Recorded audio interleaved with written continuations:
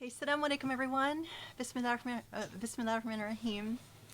Welcome to a Tuesday session. I'm so excited to welcome you to a Tuesday session again. It's been a while since we've been doing 2 a week.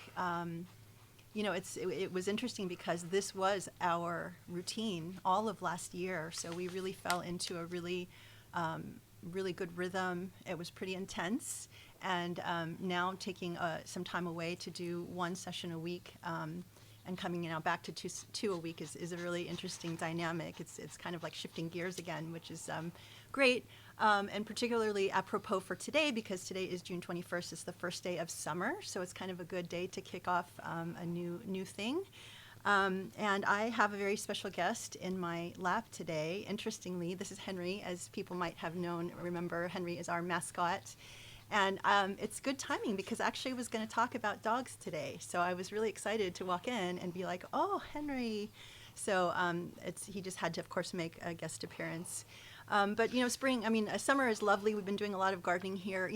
I love to reflect on how these halakas kind of touch our lives in unexpected ways.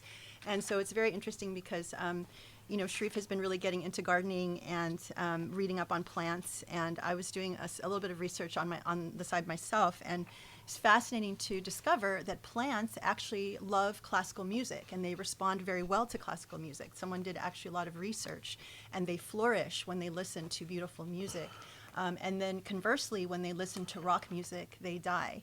And so they I guess bloom, but then they eventually die, and they're not happy about listening to rock music. So it's so fascinating, just the idea of that, the impact. And then the other thing that Sharif found out that I thought was fascinating too, is that plants actually are created in such a way that they do better with human interaction. So, when humans get involved and, tend to the plants and all of that actually is something better. And so, again, just like pointing to just the beautiful, design, alhamdulillah, that, God created creation to depend on one another and need one another to flourish, which I think is just so beautiful. So I wanted to take a moment to share with you guys something that Sheikh and I have been really obsessed with in these last couple of days. I'm going to just put Henry down for a little bit. Sorry, Henry. Oh, and Henry needs special prayers. He's having a little bit of eye issue, so if everyone could please make some dua. He needs a little extra help. I'm going to let him go. So this is what I wanted to share. I'm going to do a little bit of a screen share here.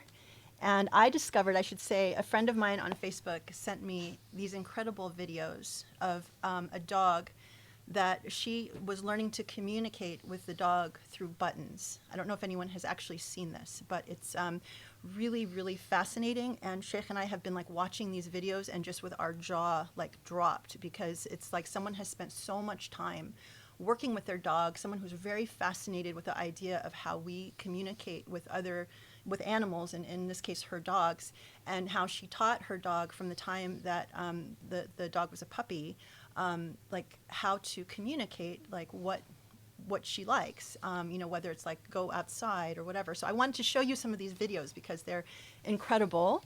If you want to follow, it's on Instagram, and it is called What About Bunny? Hold on, oops, I didn't share. I'm going to share here. Okay. Hang on 1 second. Share tab audio. Okay. Can you guys see this? Okay. What About Bunny? So I just want to share with you a few of these incredible videos. Go park tomorrow morning, okay? Park outside. Tomorrow morning, baby.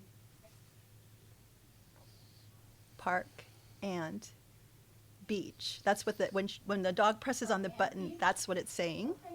We can go park and beach tomorrow. This is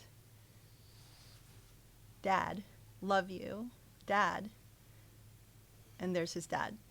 He goes over there and kisses him. Gets a little bit more sophisticated too. Okay. It says, Bunny coined this phrase last summer. Outside, couch, beach. Go to the beach from the outside couch?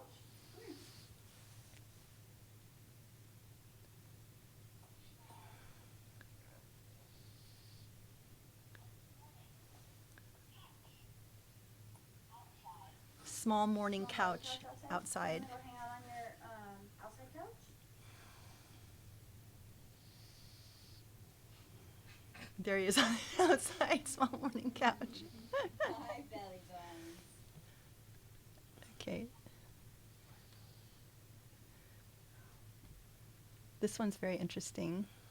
So her husband is just leaving the apartment to go get food. It says Johnny left to pick up takeout for dinner. Love you. Why went?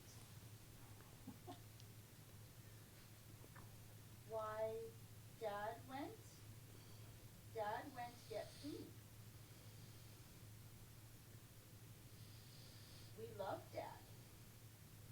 Dad home soon.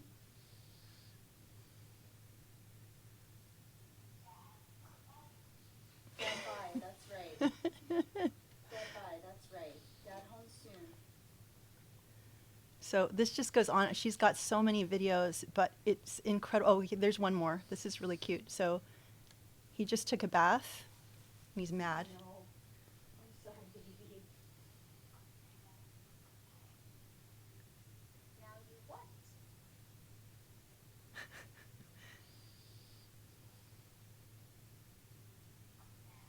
I know. He's mad. Mad that he had to take a bath. I know. I'm sorry, baby. Anyway, there's so many of these videos. It's so incredible, and it just like underscores how amazing creation is, and especially dogs. So sorry to turn this dark, but today, June 21st, is also the first day of the Yulin Dog Festival in China, which is where they kill dogs and they eat them. And so this is something that I wanted to bring to people's attention because, I mean, I think maybe people have heard about this. It's honestly, when I was looking at this, I could not stop crying. And this comes up on my feed around this time, like on social media feeds around this time every year. And it's been always really difficult for me to look at the pictures because you see dogs that are in cages getting ready to be transported to be killed and eaten, and they're treated incredibly cruelly. And so you find that there are groups like the Humane Society International that are now raising funds. So I just want to encourage people to please donate. This is something that has been going on for a long time. It's actually now in China, apparently, it was really, they call it the Yulin Dog Festival. There's nothing really festival about it. The dogs are grabbed from people's homes. They're grabbed from the streets. They're just basically, used by the dog meat industry to fuel, their profits. They grab these dogs. They throw them in these trucks. They're horrifically. They're dehydrated. They're beaten by sticks.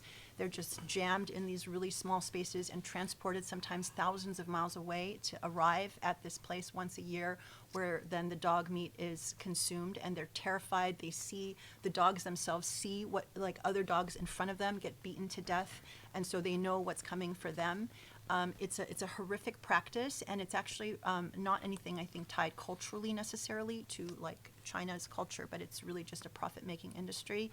And even I think if you look at the legislation, dogs and cats are not listed as livestock that can be eaten, but it doesn't matter because the traders do it anyway and nothing is enforced. But so there are people that are fighting this really evil practice. And, I've even heard that people, purposely torture the animals so that when they're afraid that apparently they think the meat tastes better.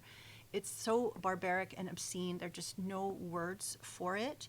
And so I also wanted to take this opportunity then to highlight, Sheikh has talked a lot about dogs, in favor of dogs, and especially this is one of the few Muslim channels that actually, supports and advocates, loving dogs and treating them as the beautiful creatures that they are.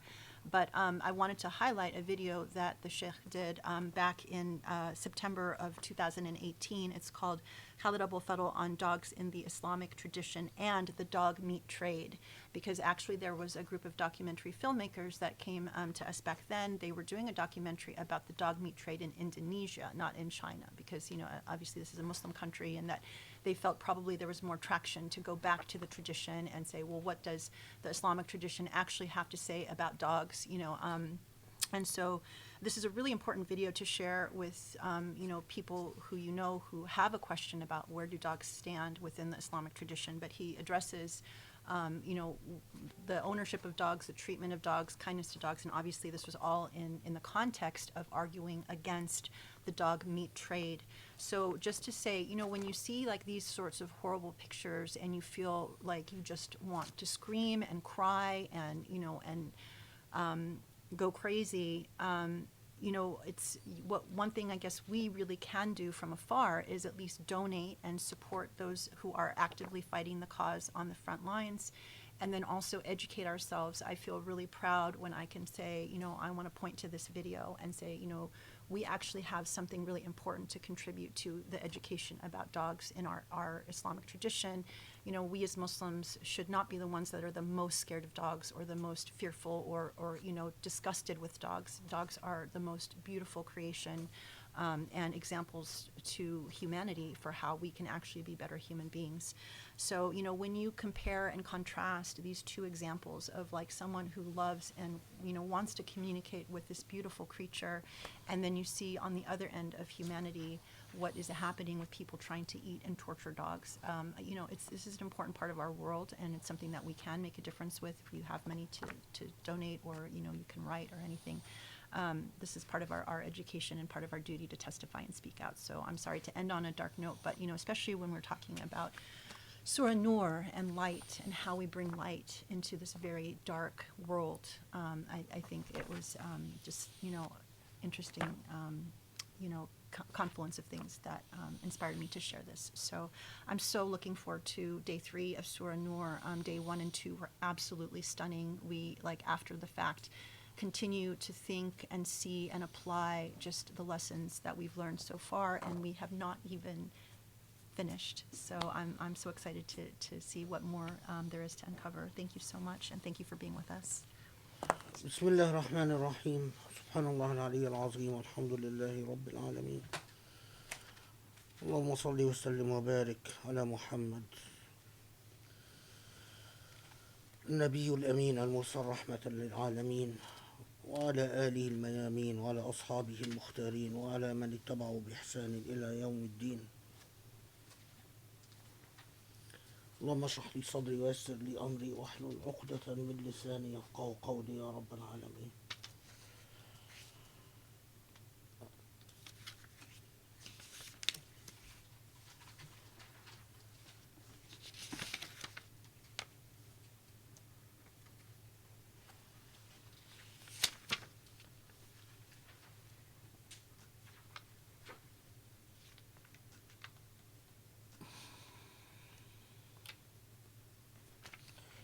طيب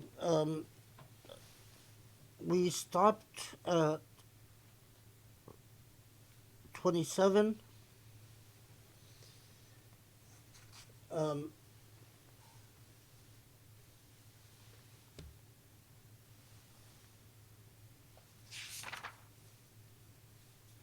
And we inshallah will proceed from there.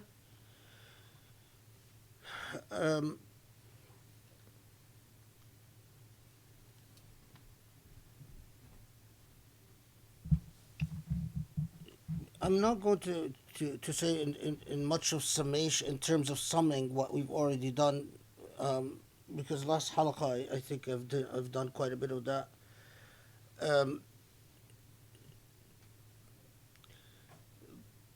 There's one minor point that I overlooked. A lot of Muslims in the Sunni world especially are familiar with the tradition, which I have strong reasons to be very skeptical of its authenticity, that Ali radiallahu anh recommended or told something to the effect to the Prophet alayhi salatu wasalam, on the occasion of Hadith al-Ifk, that recommended that the Prophet divorce Aisha. And in the Sunni tradition, you find, a lot of people that then speculate that this created a resentment that played a role in the eventual events that culminate in the Battle of the Camel, etc., etc. But um, it's probably useful for Sunnis to know that at the same time that you have this tradition, which I believe was politically motivated, meaning that it's one of the ahadith, the genre of ahadith that were generated around or that have direct bearings on the fitna, the civil war that took place. And these ahadith always are suspect because they have political motivations behind them. But it would probably be useful to know that there is at the same time a, a tradition related in a number of versions that is less popular among contemporary Sunni Muslims, in which it's Ali radiallahu anhu says something to the effect,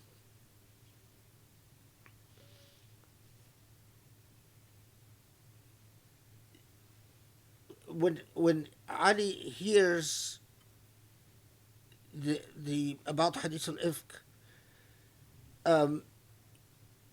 his reaction is to say, well, speaking to the Prophet, Allah defended you, or Allah defends you against all wrongdoing. And I think, let's see if I can find some version of it.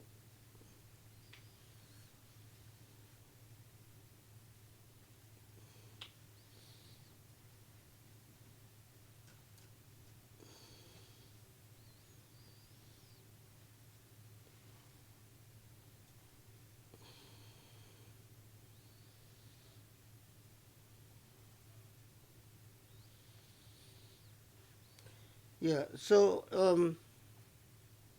إن جبريل أخبرك أن على نعلك قدرة وأمرك بإخراج النعل عن رجلك فكيف لا يأمرك بإخراجها. What he's saying is that even if your shoes were dirty, you are in Allah's care to the extent that Jibreel would come and tell you, your shoes are dirty, take them off. So how could there be a question about Aisha? Because if in fact she was guilty, Allah would have come in and told you. Very similar versions to this tradition are attributed to either Omar, Uthman, and Ali, where they all say more or less so. For instance, in the version that's attributed to Uthman, Uthman reportedly says, Allah doesn't allow for your shadow, for there to be a shadow that people would step on. So that he's saying that when it comes to the Prophet ﷺ,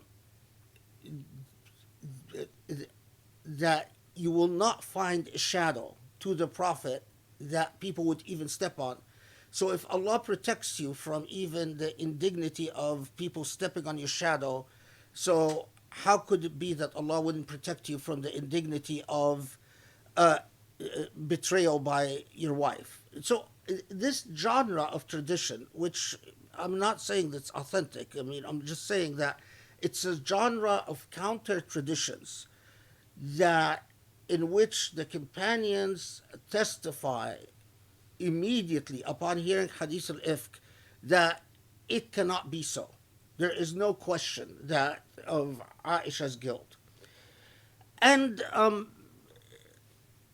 for although the Ali tradition, for instance, it's in Tafsir ibn Ajiba, among others.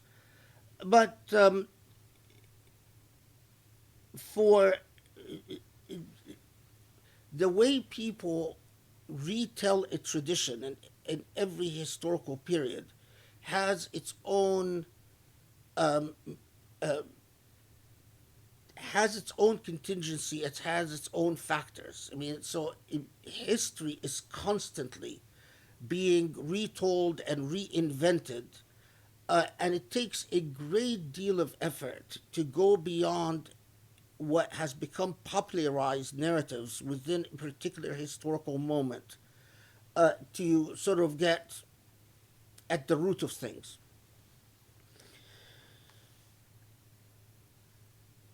So, I mean, I don't put my my reading of the situation is that none of, especially people who were very close to the Prophet ﷺ, the Ahlul Bayt, um, none of them were implicated in Hadith al-Ifk in any serious way. I mean, and none of them i- s- even indirectly supported this type of nonsense. It it just the historical evidence that any of the close companions would have been involved in this is just not there. Um, okay, so before we just proceed on with ayah 27, remember that we, as I said before, it's like a pyramid, and at the center of this pyramid is the parable of the light. And as we will see, the place of that parable in the center of Surah An-Nur is critical. I mean, I've sort of, some of that has already been stated in the notion of refracting light and spreading light. But we will get to an even more specific um, detail. So after, as we've talked last halaqah, after Allah anchors the principle that words matter and reputations matter, and the way that you deal with each other's in if you're looking for a modern terminology, the way that you deal with each other's karama, it was your each other's dignity, and the way that you deal with each other's privacy is very important. And then we, as we saw in 26, that Allah underscores this by al-khabithatu lil-khabithin wal-khabithuna lil-khabithat wal-tayyibatu lil-tayyibin wal-tayyibuna lil-tayyibat, and so on, that you are what you say, you are what you do. And if you engage in immoral conduct, don't pretend that you are defenders of fadila. Don't pretend that you are combating fahisha. Fadila means honor and goodness. And fahisha is, as we've said before, is exactly the opposite. Good means lead to good ends, and good ends require good means. This is very critical. Good ends requires good means. As we will see, this is core to Surah An-Nur. Don't think that the idea, the very tempting idea that, well, since my motives are good, my behavior can be excusable. It doesn't work that way. this is the nature of morality. And to the extent when Allah comes and says, Al-Khabithatu lil-Khabithin, wal-Khabithuna lil-Khabithat, Al-Khabith is not just, Allah doesn't say Al-Fasiquna lil-Fasiqin, those who are sinners, for instance, but Khabith is, how does Muhammad Asa translate that word? No, he just translates it as corrupt women for corrupt men. Khabith is, you could say, you can translate fisq as corruption or al-fasiqun as the corrupt. But khabith is a corruption that with an element of treachery, fraud, and dissimulation. So if someone is a khabith, it is someone who is not just corrupt, but also not straightforward. So if someone who pretends to be something, for instance, so the relationship between khubth and nifaq is very intimate. Because khabith is someone who puts on airs, and while they might pretend to be moral, in fact they are immoral. And even worse, while they might think that they are moral, indeed, in God's eyes, they are immoral. And when Allah comes and says, and if you were involved in hadith al-ifk, if you were among those who engaged in this talk, and Allah comes and describes you as khabith, this is very devastating, because Allah is saying, you are, khabith is the lowest of the low. I mean, it is from the time that the Quran is revealed, even till our very day and age. It's not. If you call someone a khabith, it's not a nice, say the least. It's not nice. So the fact that Allah comes and says, "Listen, you act like a khabith. You are a khabith," and don't pretend that just because you go around saying, I am with the Prophet, ﷺ, or that I am, for instance, related to Abu Bakr, as we saw with Khabbab, or that I hang around the right types of people, it's not going to get you off the hook. Regardless of how Allah knows the truth, and regardless of how you attempt to socially negotiate your status, if Allah knows what is in your heart, and Allah knows what you utter, and if what is in your heart and what you utter is khubth, so for instance, people who are motivated by jealousy, we would describe as a khabith. People who try to pretend like they're your friends, but in fact they're very jealous of you and they try to hurt you behind your back. That's a khabith. And it's like Allah saying, well, I know who you are. And so if you want to be a tayyib and belong in that category, you better cleanse your heart, because if I know what is in your heart, then your place will be among the khubatha, which is a horrible status to be in.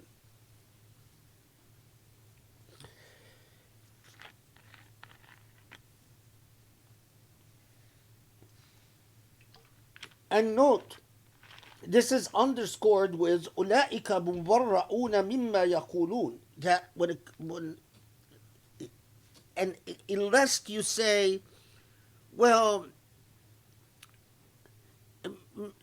really, no, Allah's not saying I am a khabith, because Allah's not necessarily talking about hadith al-ifk here.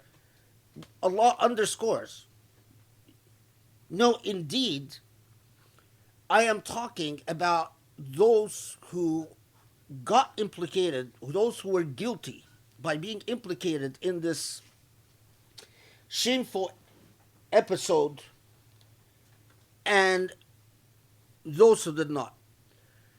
Now, and remember, all of this was prefaced with اتباع خطوات الشيطان, following in the footsteps of shaitan. So you get the point.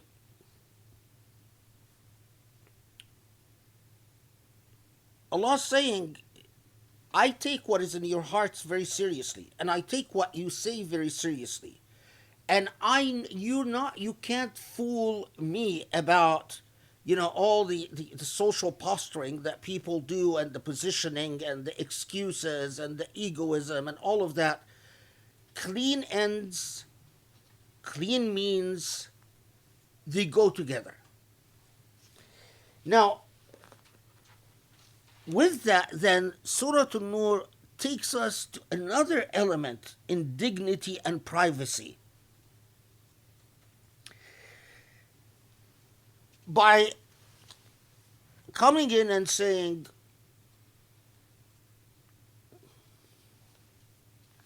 يا أيها الذين آمنوا لا تدخلوا بيوتا غير بيوتكم حتى تستأنسوا وتسلموا على أهلك ذلكم خير لكم لعلكم تذكرون.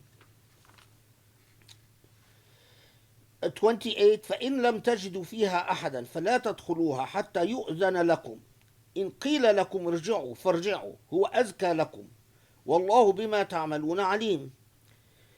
ليس عليكم جناح أن تدخلوا بيوتا غير مسكونة فيها متاع لكم والله يعلم ما تبدون وما تكتمون.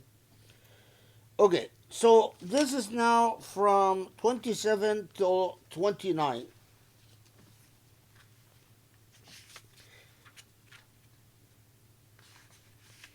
And here,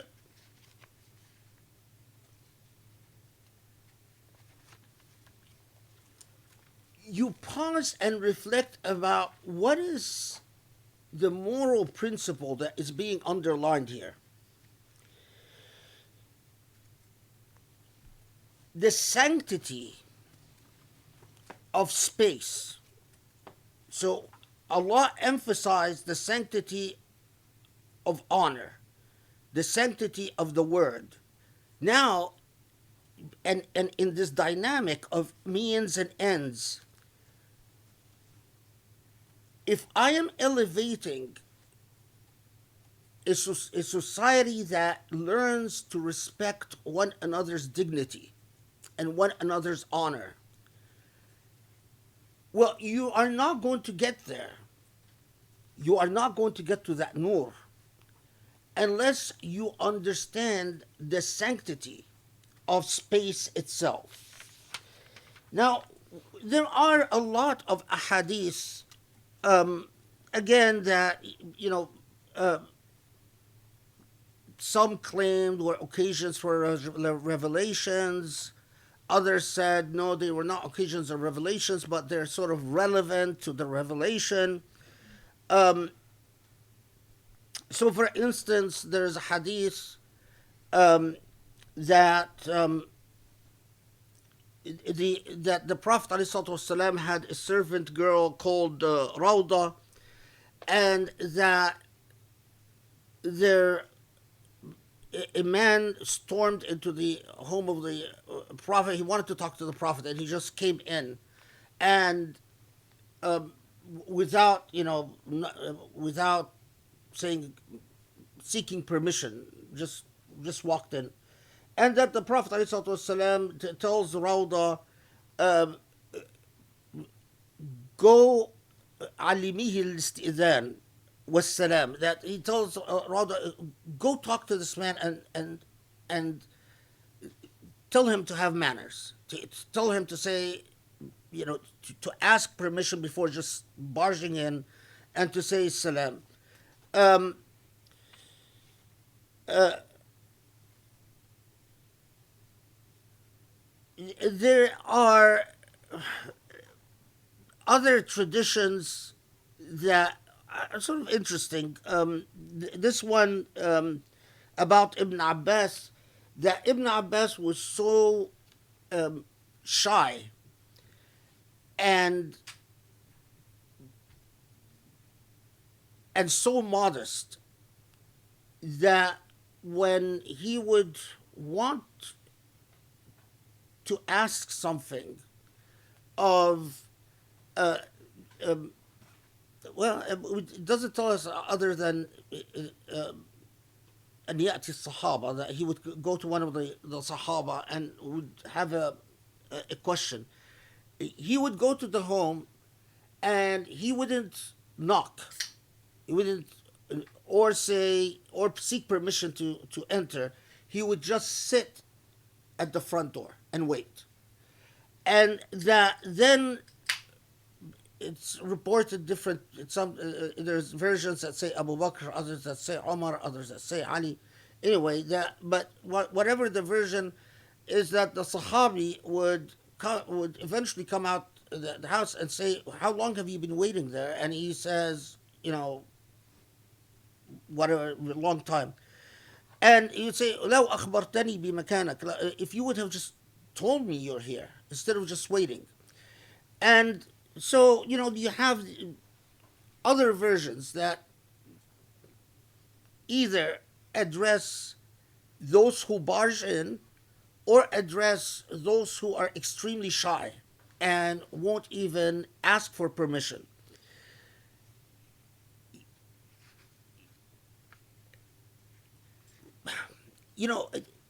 Probably these reports express some historical reality, some historical truth about the social dynamics, but they in no way limit the meaning of these ayat, because the umum al-nas, the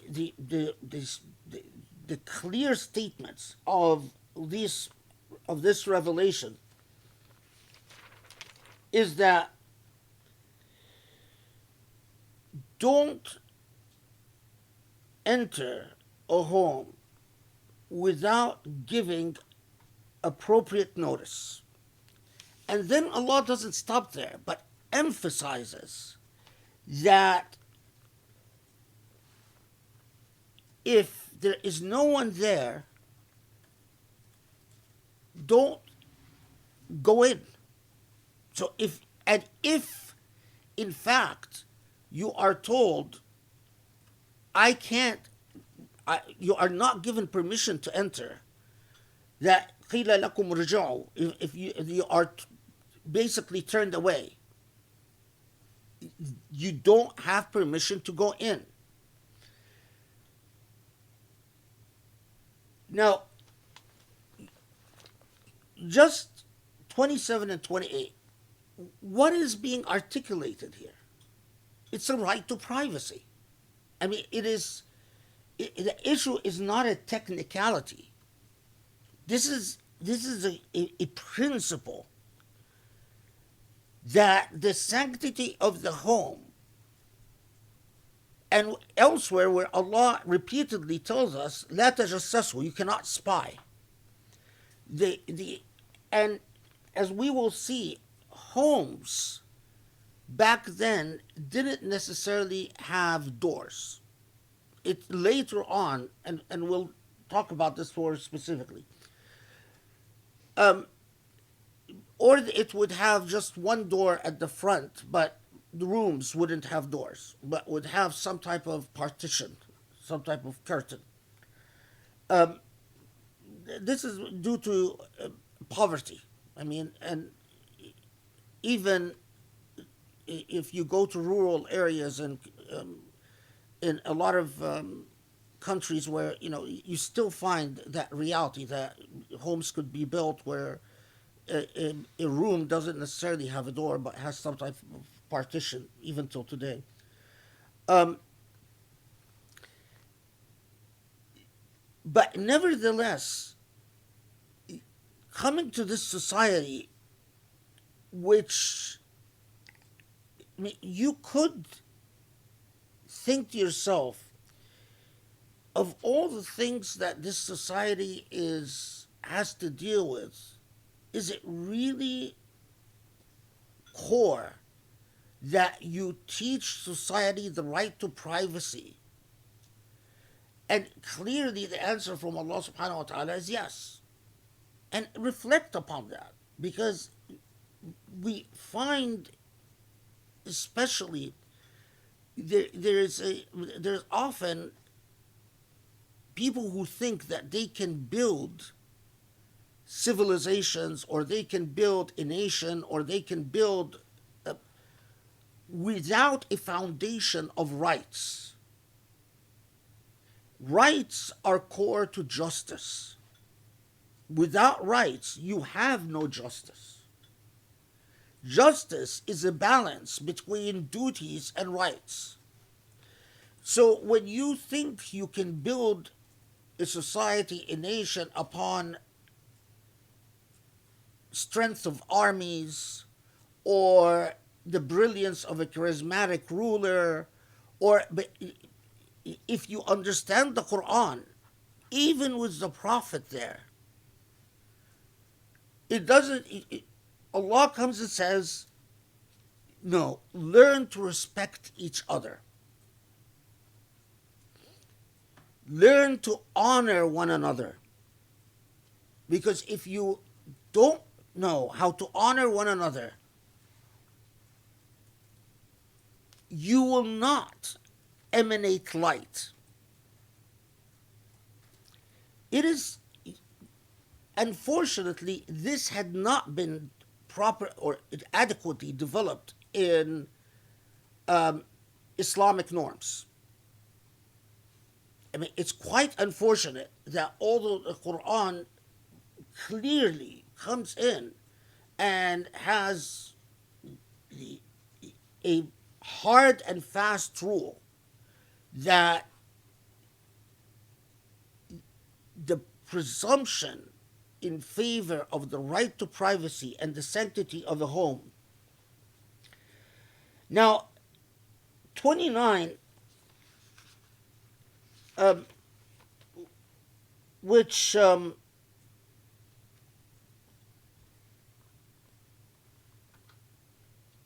well, anyway, so 29 refers to common public areas. So let's see the translation. On the other hand, you will incur no sin if you freely enter houses not intended for living. So yeah, that's why Muhammad Asad translates it as houses not intended for living in, but serving a purpose useful. But always remember that God knows all that you do openly and all that you would conceal. So when it says بيوتا غير مسكونة فيها متاع لكم, these are common areas where people, for instance, stored merchandise, or areas for common usage. So the Quran, in a word, differentiated between private spaces and public spaces, just in these ayat. And again, what amazes me as a legal historian and a comparative law scholar, that this distinction between a private space and a public space, and the rights that attach to private spaces, and the idea of common usage, is just way ahead of its time. I mean, eventually these concepts develop in the common law and develop in the civil law systems, but the, it takes a very complicated history for even the distinction between a public and private space to develop in both of these legal systems. And the Quran just so seamlessly just states it out and just puts it out there. Okay.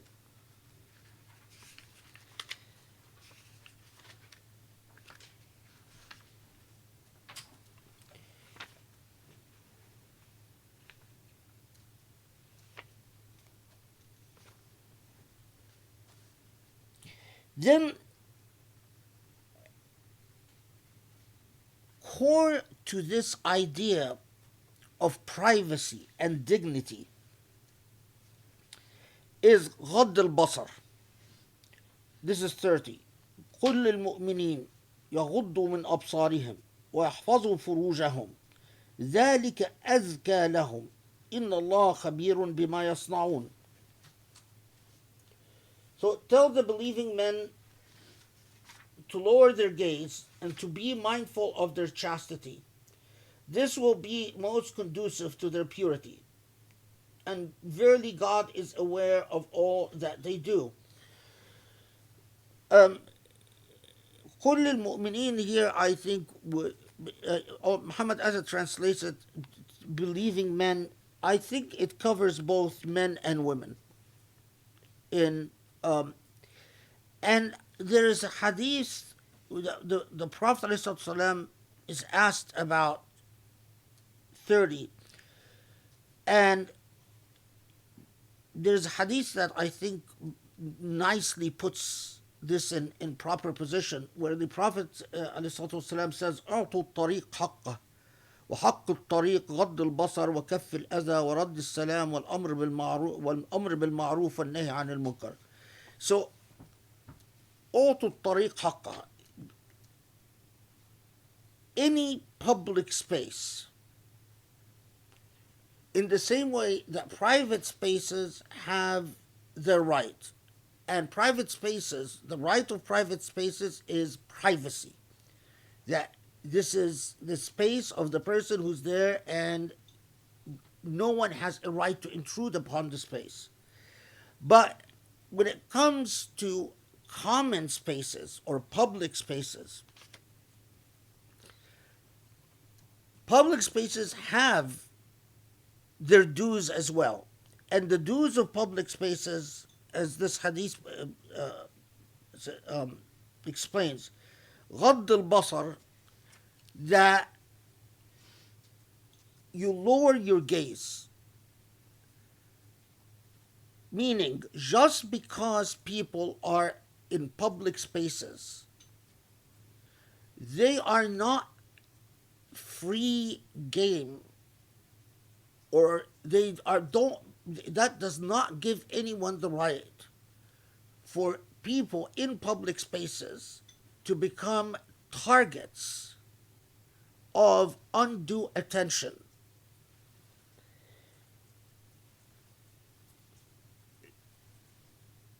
This is not just, although we in modern Islam, that's a tendency, is to always take Ghadd al-Basar as simply relates to lowering your gaze sexually.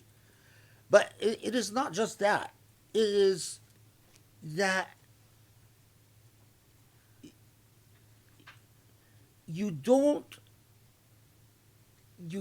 instead of, you be mindful not to exploit the vulnerabilities of people in public spaces so as to turn them into spectacles. So,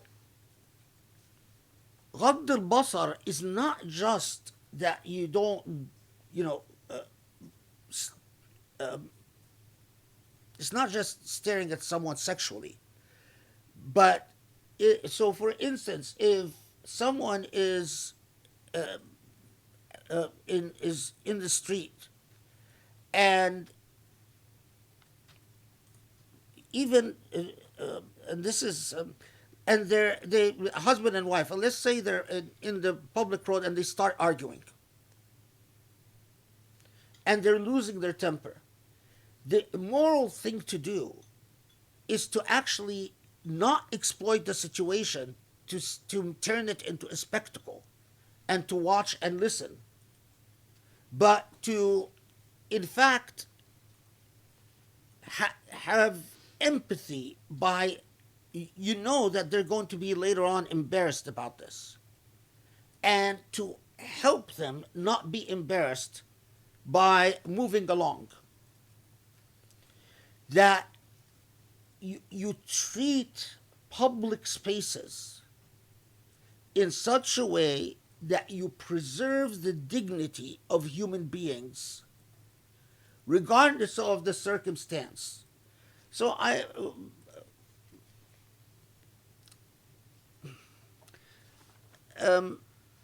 many years ago I was somewhere, and unfortunately I saw someone got hit. This was a schoolgirl, and she was crossing the road, and she got hit with a car. And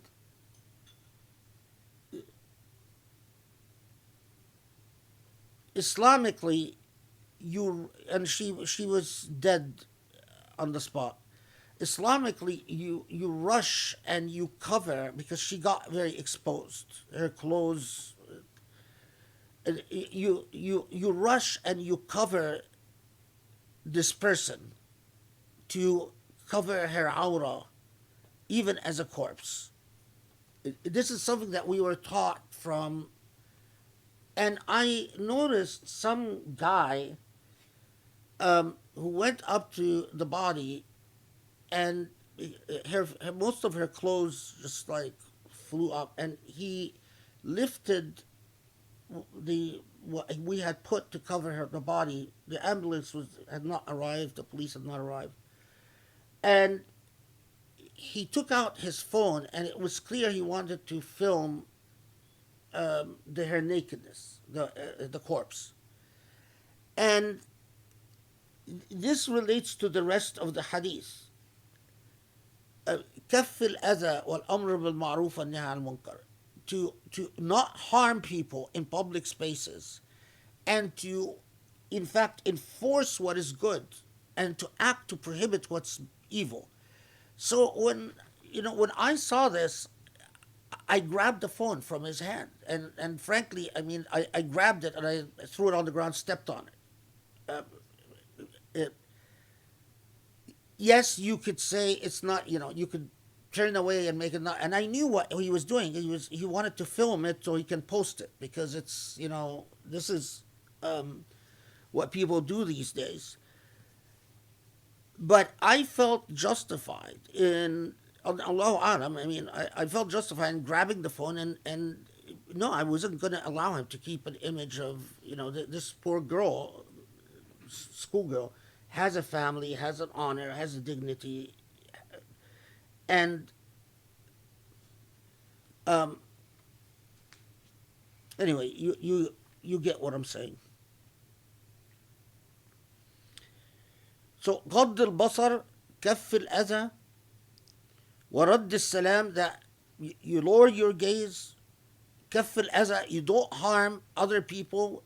You are mindful to use this public space, this shared space, without harm to other people.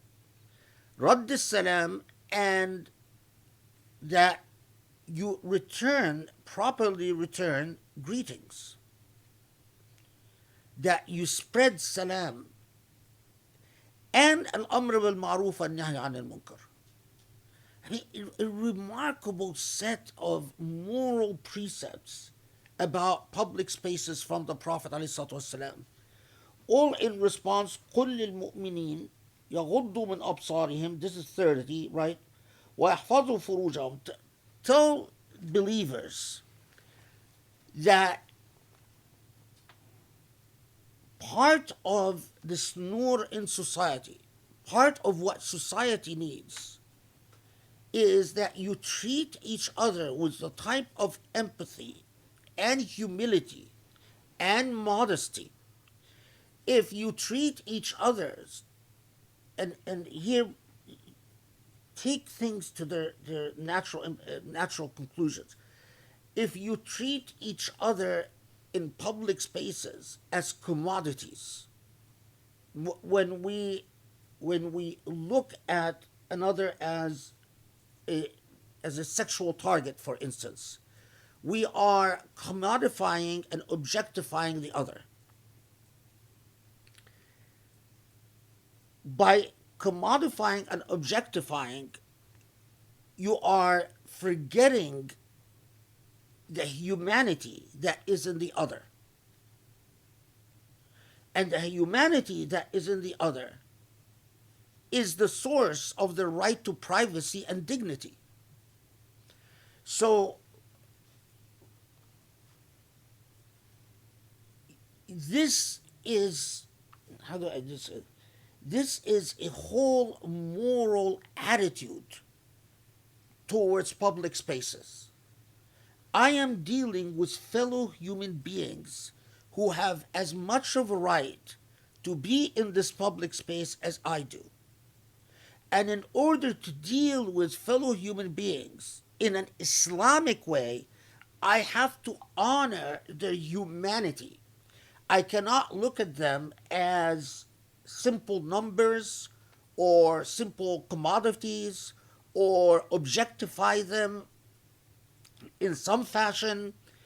I must fully acknowledge.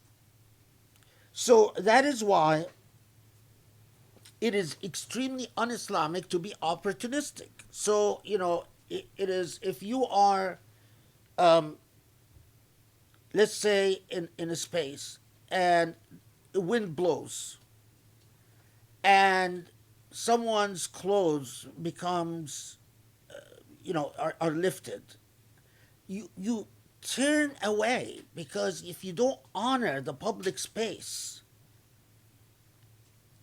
the infraction is upon the dignity and the right of privacy of a human being. It's like the example of this poor girl that got killed, was killed and her body exposed in the street. I remember during the events of the Egyptian Revolution, soldiers attacked a woman and her. I don't know if they did it intentionally or not, but it became a very famous picture with this woman being dragged on the streets with her brassiere showing, her shirt or whatever she was wearing was ripped off, and you see her brassiere and so on. That's exactly the type of un-Islamic behavior. Even looking at a picture like that, leave alone taking that picture. I remember people saying things like, commenting about the fact that she was wearing a colored brassiere, and saying, she must be of loose morals because she was wearing a blue brassiere. I mean, how more un-Islamic can you get? If you want a barometer of how far away people have deviated from the Quran, these are symptoms of deviation, of how far people have deviated from the Quran. Okay, and obviously, so this is all in Ghadd al-Basar, and we can, Ghadd al-Basar is, if it's not just it's not just sexual enticement. Ghadd al-Basar is an entire philosophy of life. Remember when I told you the hadith that 2/3 of a Muslim is tajahul, is to avert everything. 2/3 of the morality of a Muslim is to mind your business. That's part of the philosophy of Ghadd al-Basar. to mind your business, to not be eager to talk about the affairs of people, to respect people's privacy, to not be eager to violate people's privacy, to internalize modesty and humility. It is not an admirable quality that you are jari. What is, how do we translate shari? Bold or bold? Brash. Brash. That you can talk about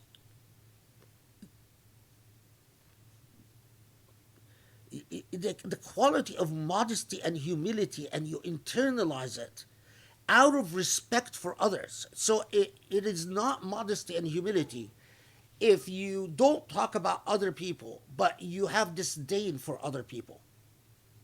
If you basically think all other people are not worth your time, that's not the philosophy of Ghadd al-Basar.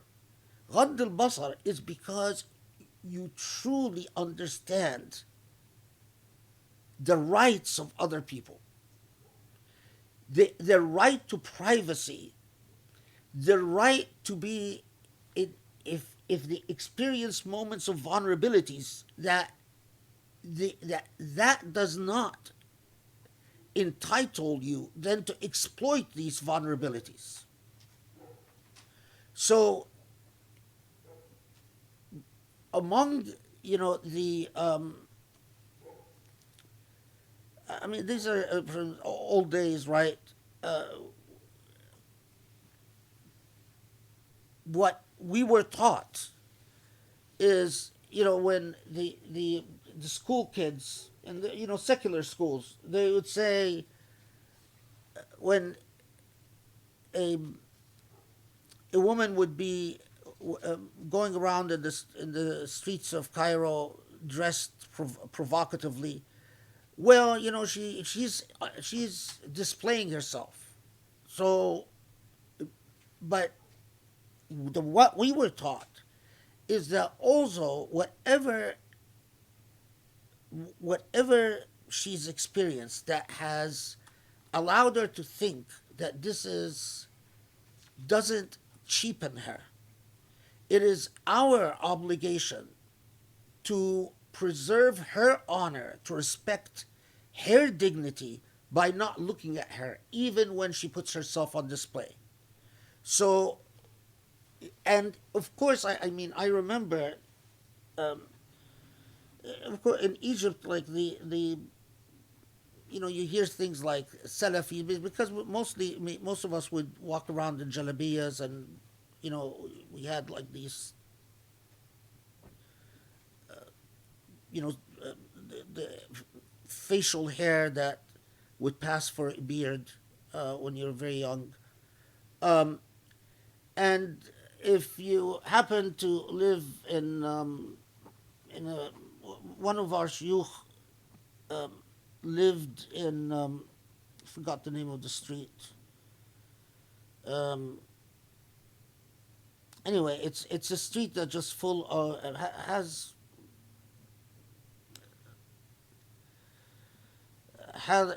is frequented by Arab tourists. Yeah, fill in the blanks. And there was an image that these talaba, the Islamic students, people would laugh at the modesty and the humility and the fact that you avoid looking at things. It is not out of weakness. You don't do it out of weakness. You do it out of respect to the dignity, even when people compromise their dignity. Your attitude is, I am not going to play a part in that, because I know what values should be in a public space. Okay. Then let me see, make sure I didn't.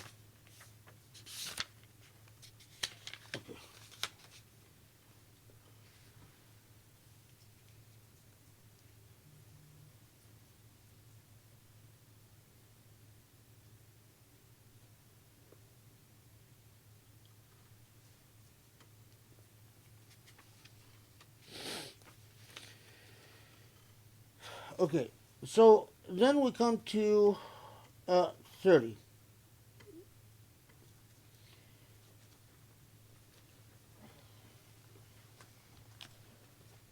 So Muhammad Asad's translation, well, this is 30 and 31. Okay, this is Muhammad Asad's translation. Tell believing men to lower their, no, we read this. Okay, 31. And tell the believing women to lower their gaze and to be mindful of their chastity and not to display their charms in public beyond what may decently be apparent thereof.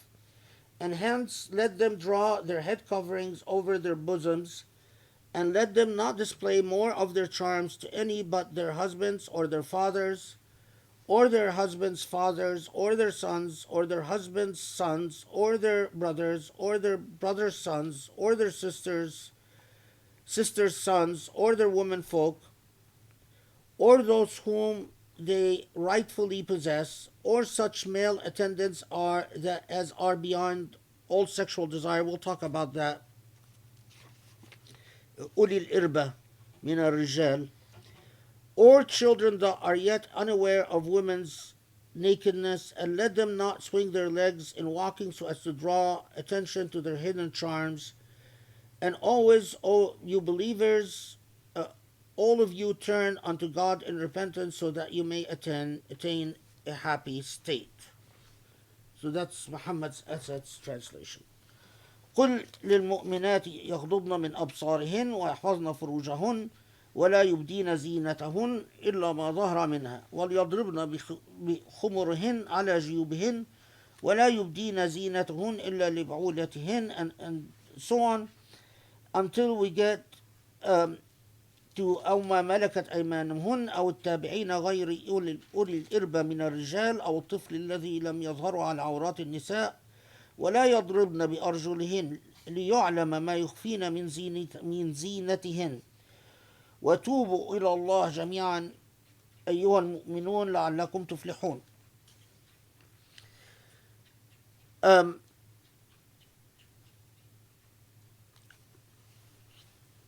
So it is widely reported that the Arabic goes something like this, or I'm paraphrasing. كانت النساء على عادة الجاهلية يسدلن خمرهن من خلفهن فتبدو نحورهن وقلائدهن من جيوبهن وكانت واسعة يبدو منها الصدور وما حواليها. So what this is saying is that the practice in Arabia, and it's whether it was, it seems like it was both in Mecca and Medina, is that we know that men were turbaned and women would wear a scarf or a head covering called the khimar. But the practice in pre-Islamic Arabia was that they would put the khimar, instead of the khimar coming down, they would put it to the back. يَزْدِنَّ الْخِمَارِ مِنْ خَلْفِهِنْ. So it would be tied to the back, leaving the chest area exposed. And that the juyub, which is the opening in the chest area, was in the practice of pre-Islamic Arabia, probably both in Mecca and Medina, was that it would be wide open. So because of the wide opening, what the cleavage would clearly show, and then they would a lot of times wear qala'id, necklaces, not the modern thin, decorative necklaces, but if you've ever seen traditional qala'id or traditional necklaces, they could be, quite thick.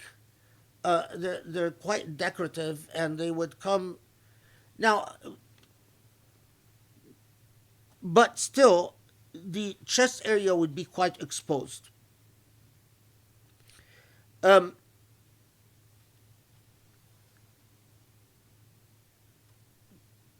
it is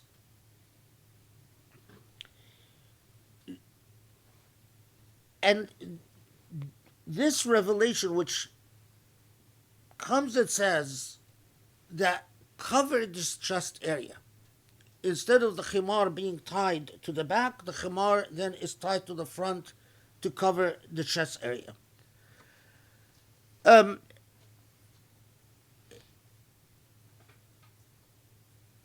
there is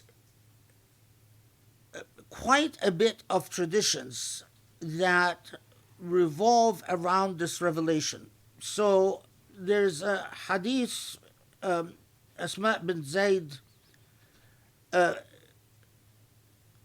that women come to visit her, that women, they come, she's either غير متزرات يبدو أرجلهن وصدورهن. Let me see if I can actually give you the entire. See if I can't find it quickly, I'm not going to worry about it.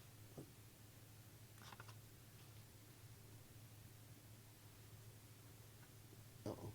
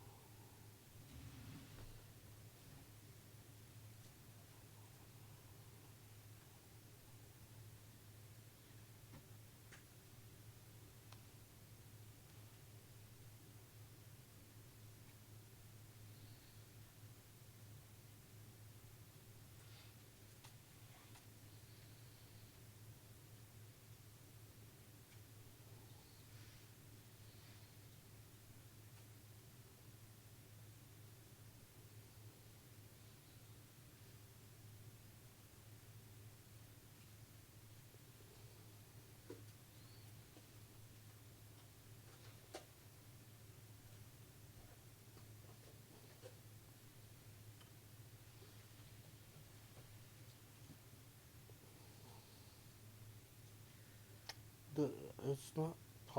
I can't find it. Um, I think I found it online. you, What should that? yeah. Is this the one that says that the women would enter upon her غير متزرات? Here it's highlighted here if you wanna go that one. Yeah, this is it. أسماء بنت مرشدة كانت في محلها في بني حارثة فجعل النساء يدخلن عليها غير متأذرات أو متزرات بوس فيبدو ما في أرجلهن من الخلاخل وتبدو صدورهن وذوائبهن. فقالت أسماء ما أقبح هذا فأنزل الله قل للمؤمنات يغضضن من أبصارهن ويحفظن فروجهن. So this is again said as an occasion for revelation that she was Asma bint Murshida, or this is of course the same as Asma bint Zayd. Murshida is her mother. Anyway, that she was in Bani Haritha, among the tribe of Bani Haritha, and women were coming in, and the way they were dressed, their legs showed and their chest showed as well. So she said, "Ma akbaha hadha." This is just like she was repulsed by it. She thought they were too they revealed too much, and that was the occasion for the revelation of this ayah. Um,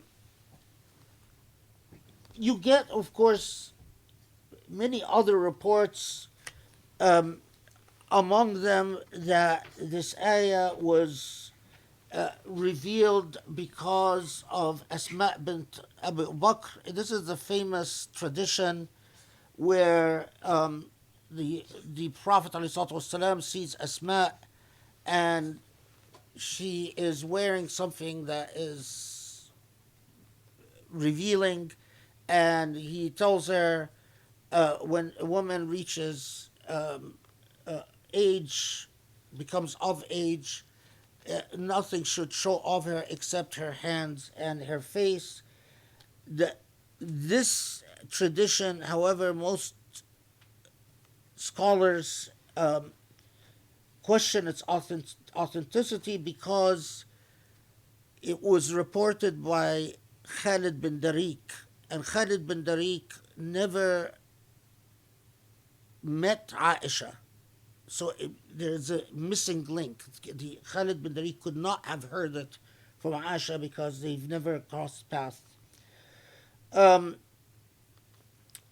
Anyway, but the crux of the matter, and to get to the heart of it, is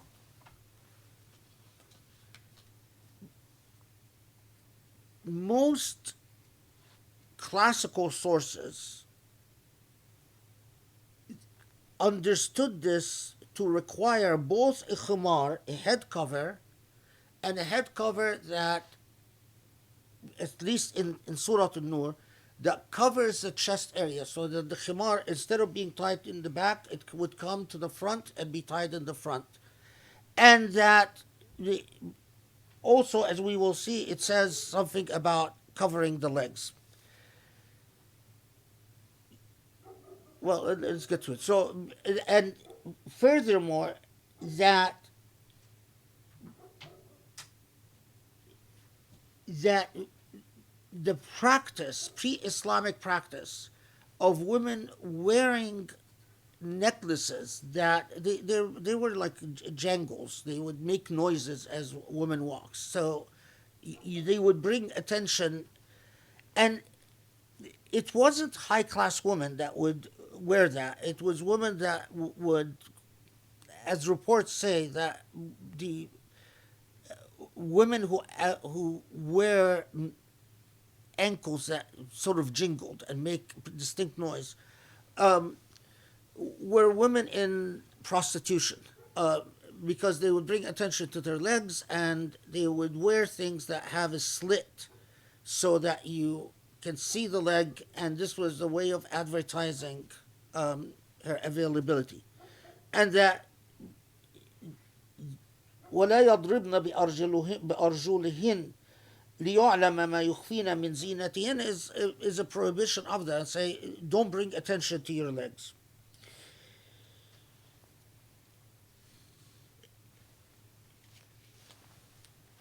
At the same time, the crux of the matter here is that it says, وَلَا يُبْدِينَ زِينَتَهُنْ, that they would cover their zina. What is zina? What is the zina of a woman that she should cover, except for the categories that in this ayah are set out? Al-bu'ula, or al-aba, and so on and so forth. And at the same time, you have, for instance, a report from Ibn Abbas, wa Qutada, wa Ibn Makhrama that say, well, zina does not include nisf al-dhira, that half of the arm. It does not include nisf al-saq, that half the leg, that's not included in zina. You have, of course, many other reports that says zina includes everything except the face and hands. But at the same time, this coexists with, in numerous early authorities that say that Zina is ما جرت العادة والجبلة على ظهوره. What this means is whatever custom, والجبلة is nature, the nature of things,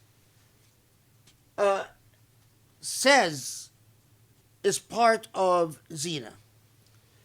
So let me read to you Muhammad Asad's footnote because I think it will help us save time.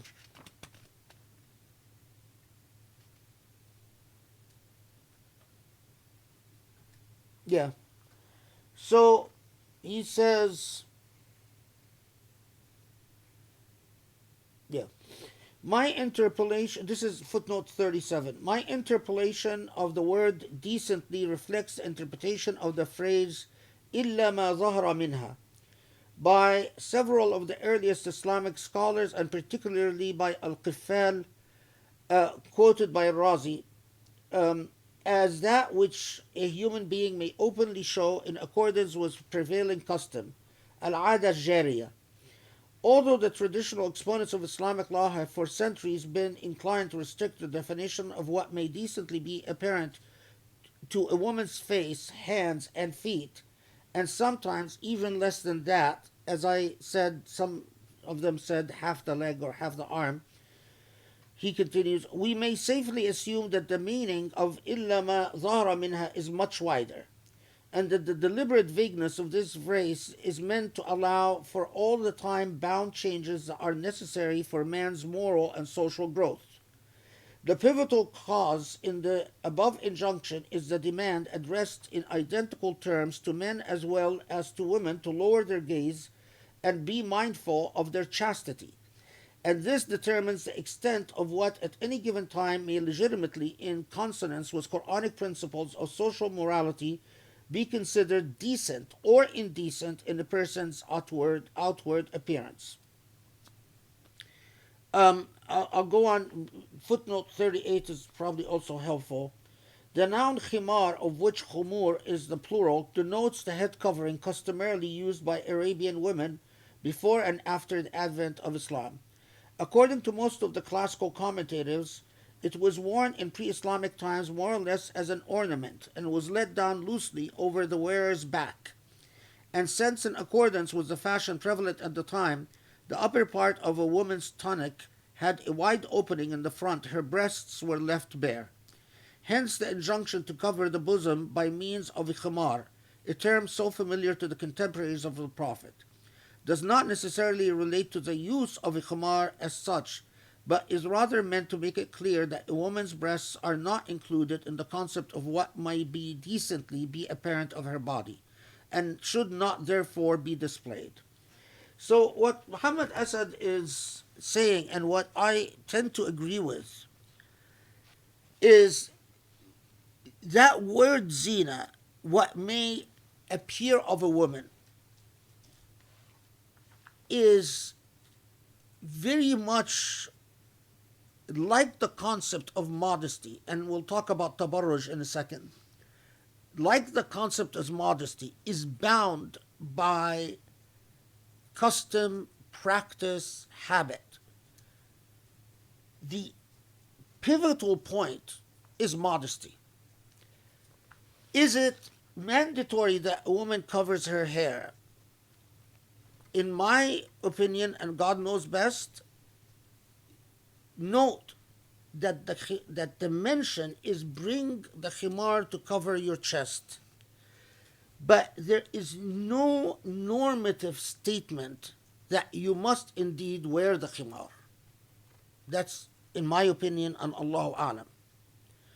Does this mean all these women who wear the khimar, wear the hijab, should take it off? Absolutely not.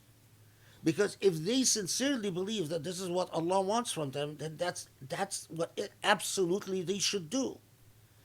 And if they sincerely believe this is necessary for their modesty, this is absolutely what they should do. And moreover, there are parts of the world where if a woman is not wearing khimar, not covering her hair, it would be immodest. As there are parts of the world where if a woman is not covering her hair, it doesn't mean that she's immodest. But let me, why? It's just to emphasize this point. Is Allah, by saying, bring your khimar upon your bosoms, is Allah saying you must in fact wear the khimar? In my opinion, that if Allah wanted to say you must in fact wear the khimar, Allah wouldn't have left it vague like this. Because the khimar was indeed worn like the turban, like the man's turban, as an ornament. Protection from the sun as an ornament. The khimar, as we know from, would often be hooked either at the front or in the middle of the head, or even in the high classes, the khimar would even be very hooked at the very back, like that, clipped here. So it was indeed an ornament. And the Quranic prescription is, okay, you see that piece of cloth? Cover your bosoms with it. There is a famous hadith attributed to Aisha that when this ayah was revealed, women would rip parts of their lower garments and cover their heads until they became like black crows. That hadith it has a lot of problems as well. Many problems, but among the problems is that we know that already, unless you were a slave girl, or extremely poor, women wore a khimar. And so the tradition that says women ripped their garments to cover their heads would assume that they were going around without a khimar, which is historically not plausible. This is other than the isnad issues with that tradition. So we get to the crux of the matter is the interpretation of the earliest authorities, as I said,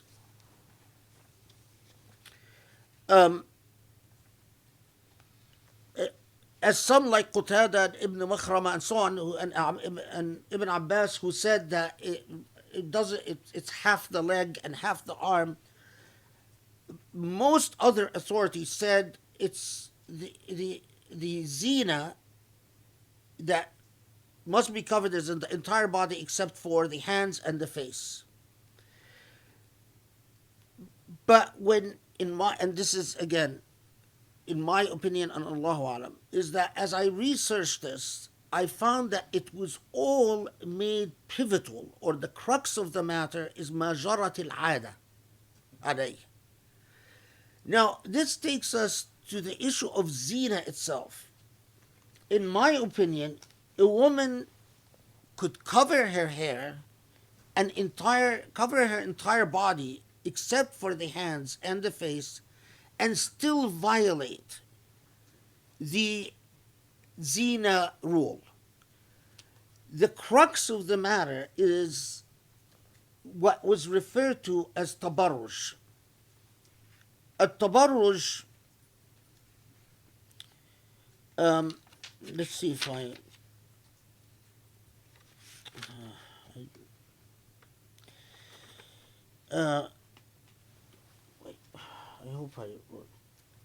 it comes from the word baraja. It comes from a ship showing in the sea. You know how a ship stands out in the sea. Let me see if I write it.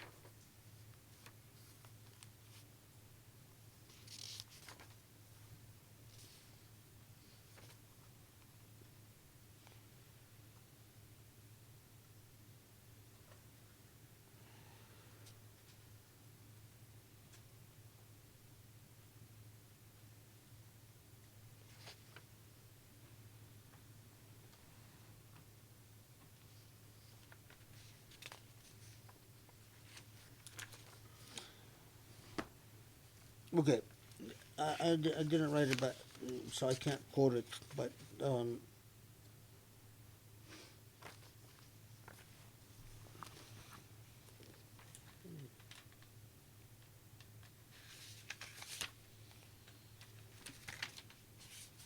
any of the terms? Maybe I can Google it. it's not. It's just about the meaning of tabarruj, where the word comes from, and so it comes from the word baraja. Baraja is where a ship stands out in the sea, for something to clearly appear. So tabarruj is to bring undue attention to the self. Now, a woman could still cover her hair, and oh, if you're gonna, can you see if you could where it says what was the language? Um, um,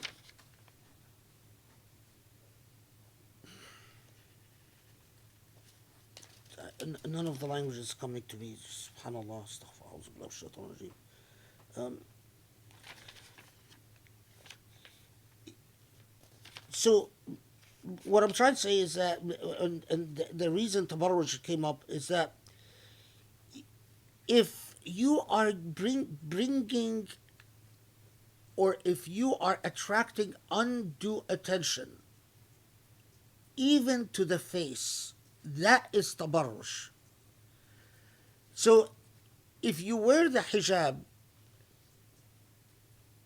but you otherwise wear provocative clothes, like clothes that is very tight, or clothes that is see-through, or you cover everything except the hands and face, but it's like the expression that I hear. I don't know if it's current anymore, but maybe I'm dating myself. But dolled up, is that still in use? Like when a woman dolls herself up? Yeah? Yeah, that is tabarruj. Although you're covering the hair, but you become dolled up, you put a lot of makeup to bring attention to your face, to say basically, look at how pretty I am. That attention to the physicality of a person. I am pretty, look at me, which in the days of social media is, I mean, part of Ghadd al-Basar, by the way, is that you don't watch stuff like that on social media. A proper Muslim in a Ghadd al-Basar would not follow people on social media because they doll themselves up, or they put a lot of makeup and put themselves on display. Um, that is not consistent with Ghadd al-Basar. And it is not a small matter. It's like exactly as Allah says, you do things that you think are small, but in fact they are great and grand with Allah. So, is it a very big deal if you are following or looking on social media at women because they have makeup and they look pretty and all of that? Yeah, it is a big deal. That is inconsistent with Ghadd al-Basar. You should not follow, and leave alone that even if a woman doesn't dignify herself or compromises in her dignity by objectifying herself, don't be awn lishaitan alayha. Don't be an aid to shaitan by, in fact, giving her what shaitan tells her she wants.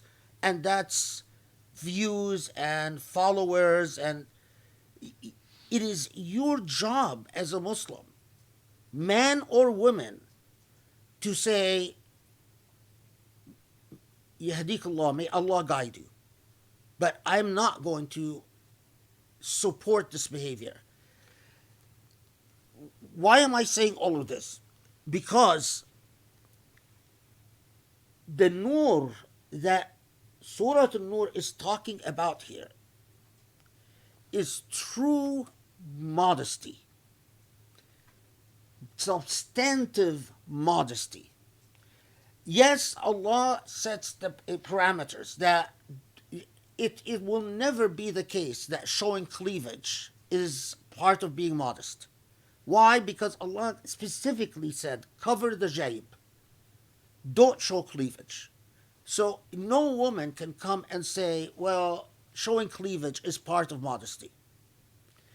And as we know, where elsewhere Allah says, lower your jilbab. So, we can get into juristic disagreements as to whether the feet, an inch above the feet, 2 inches above the feet, 3 inches above the feet, but substantively, Allah said, the modest thing to do is cover most of the leg.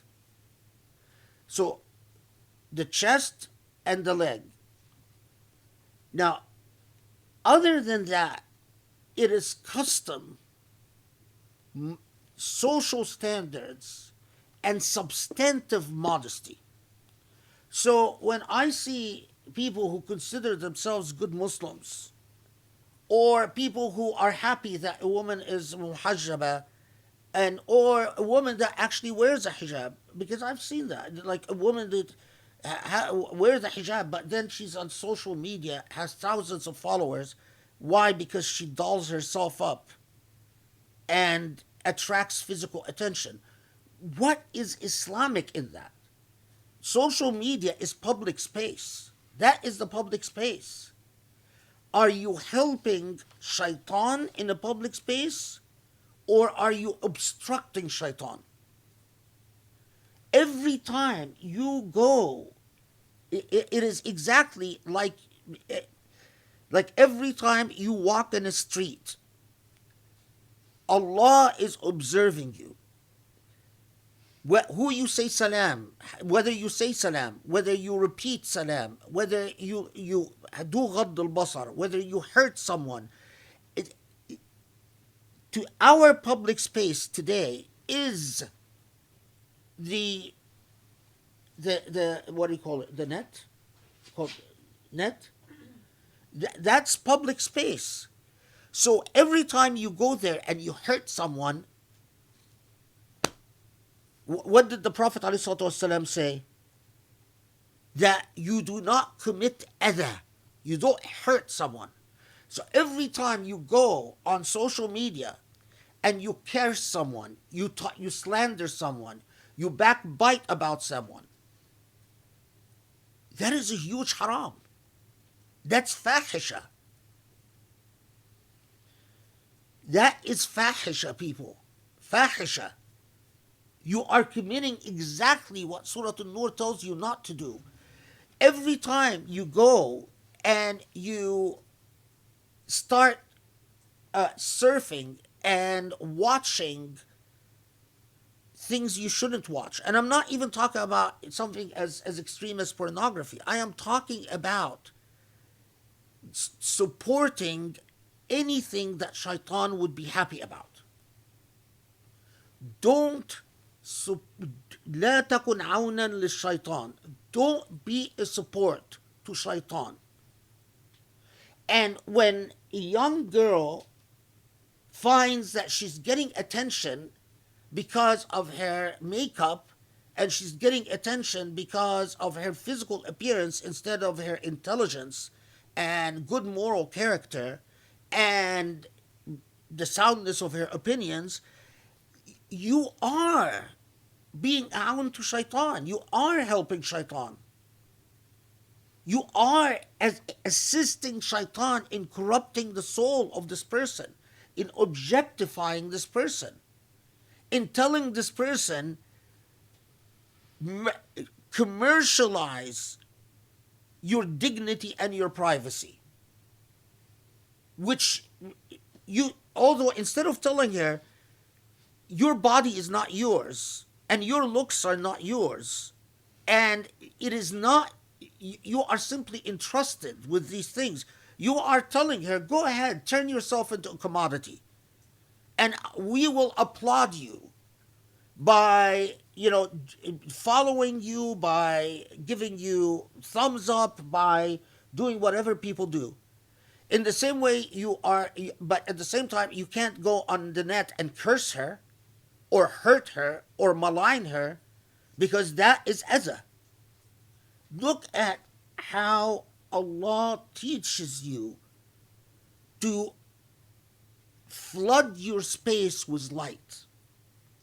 When Allah tells us that this message came to take us out of darkness to light, instead of khubs, tiba. Tiba has the beautiful nectar of flowers. Tiba has the beauty of beauty. It's light. It is kindness. It is generosity. It is hamiyya. It is to care about one another, to protect one another. That is tiba. Anytime that you turn a human being into a commodity, that is not tiba. Anytime you turn into a human being into a target practice, let me, slam you as harsh as all the harsh words I can muster, that is not tiba. Anytime you perpetuate ugliness in public space, that is not tiba. That's khubth. And khubth and fahisha are close twins. And they originate from one source, shaitan. So Surah An-Nur, to go back to Surah An-Nur, Surah An-Nur is underscoring, again, because I know that, in my view, in Allahu Alam, in my view, that Allah was not telling you that the crux of modesty is to cover your hair or not cover your hair. That can be decided according to what counts as modest or immodest, depending on social circumstance and time and space and all of that. But what Allah was saying is pay attention to substantive modesty. Do not cheapen yourself. Do not commodify yourself. Do not teach yourself to violate your own privacy. If you get to the point where you say the purpose of my body is to put to commodify myself to people, you have violated your own honor. Okay.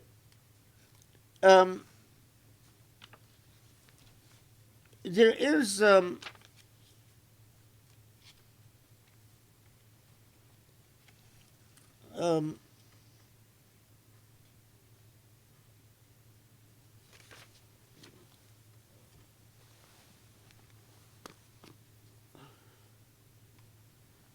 should I share with you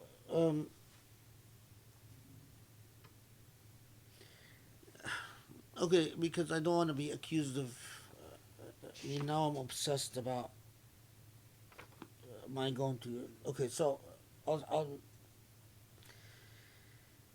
okay, take a deep breath, just because this is going to it requires a little bit of, it requires that you pay attention. You can't be busy doing anything else as you listen to this snippet. Okay, so notice that the ayah goes on to say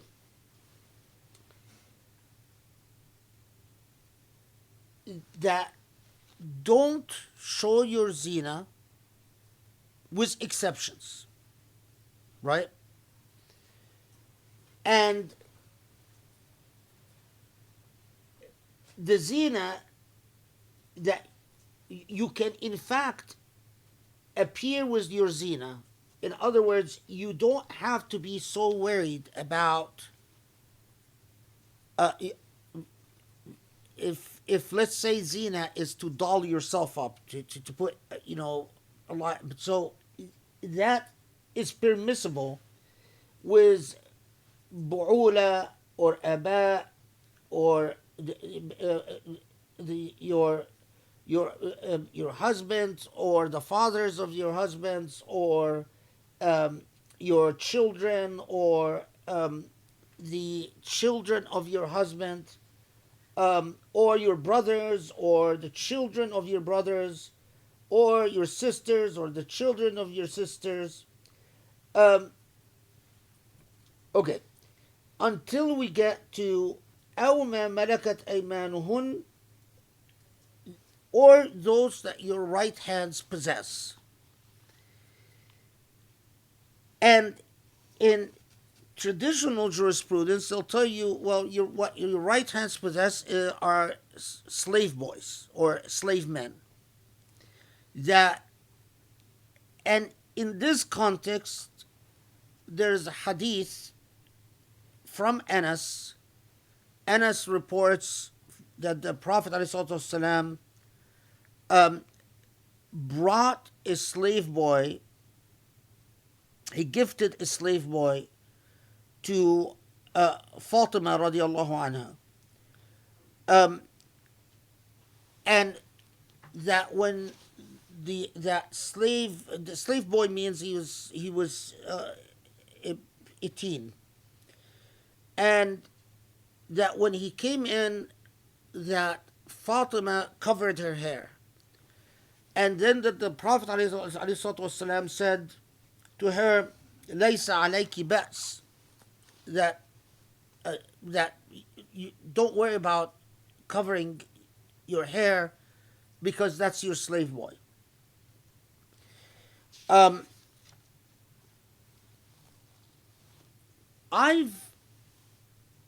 This is another tradition that I've spent, because in Sunni sources they tell you it's authentic, and I spent a considerable time investigating this. I had my reasons to be very suspicious of the whole narrative of a slave boy being given to Fatima, and then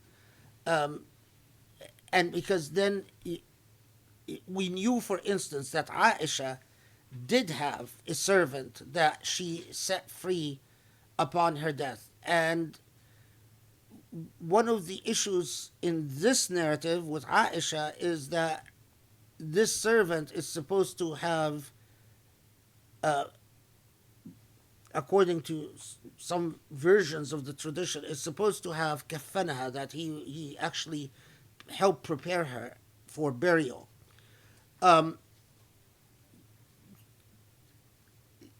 This genre of traditions where you have a slave boy serving someone of the position of Fatima, well, if the Prophet ﷺ, this tradition tells us, gifted Fatima a slave boy, then we should have a track record of what happens to the slave boy afterwards. So there should be reports that say, either she freed him, or, what happens to him upon her passing away, or something. But to have a narrative that just interjects a slave boy given to Fatima in this type, and, thank you, goodbye, then you need to do a lot of work to look into the origins of this tradition. And one of the most remarkable things that I found in this tradition is the pro-Umayyad factors in this narrative. In other words, people who were very strong supporters of Muawiyah,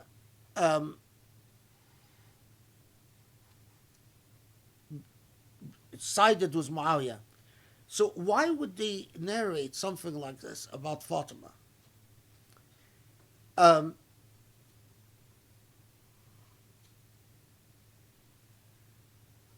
It is rather interesting, because it seems to me, since this faction tended to always try to report traditions that would make Ahlul Bayt look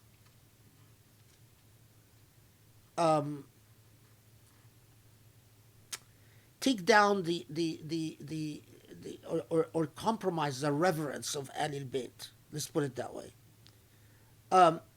So why would this? So what is the point behind this tradition? One would, you know, and it's interesting because this goes back to those people who talk about slavery in Islam and say, oh, you know, slavery was very widely accepted. The purpose of this tradition is to say that the Prophet had a slave that he gifted to Fatima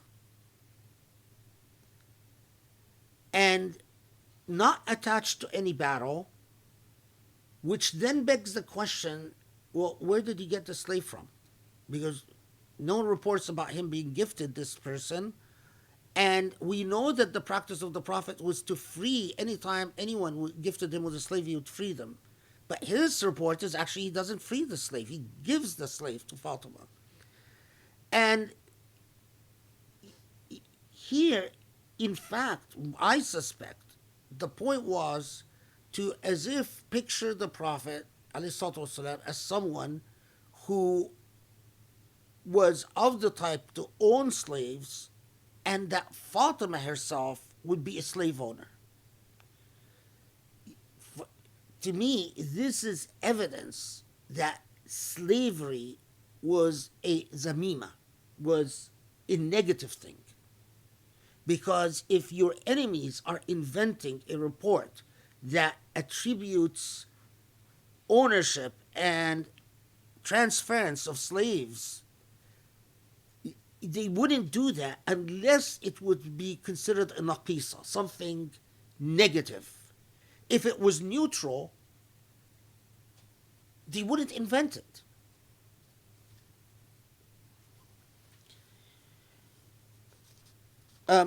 Again, if people who wanted to do what I consider real analytical history with our tradition, instead of just, you know, okay, anyway.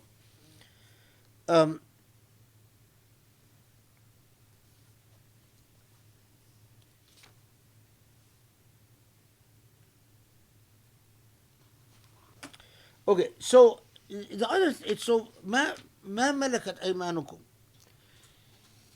So clearly, many Muslims, slavery was very widespread, and many Muslim women owned slaves or their household had slaves. And the Quran comes and says that their zina, notice here the phrasing, that the zina can be shown to al-bu'ula. Al-bu'ula are the husbands. And then the fathers of husbands, the sons of husbands, the brothers, sisters, sons of brothers and sisters.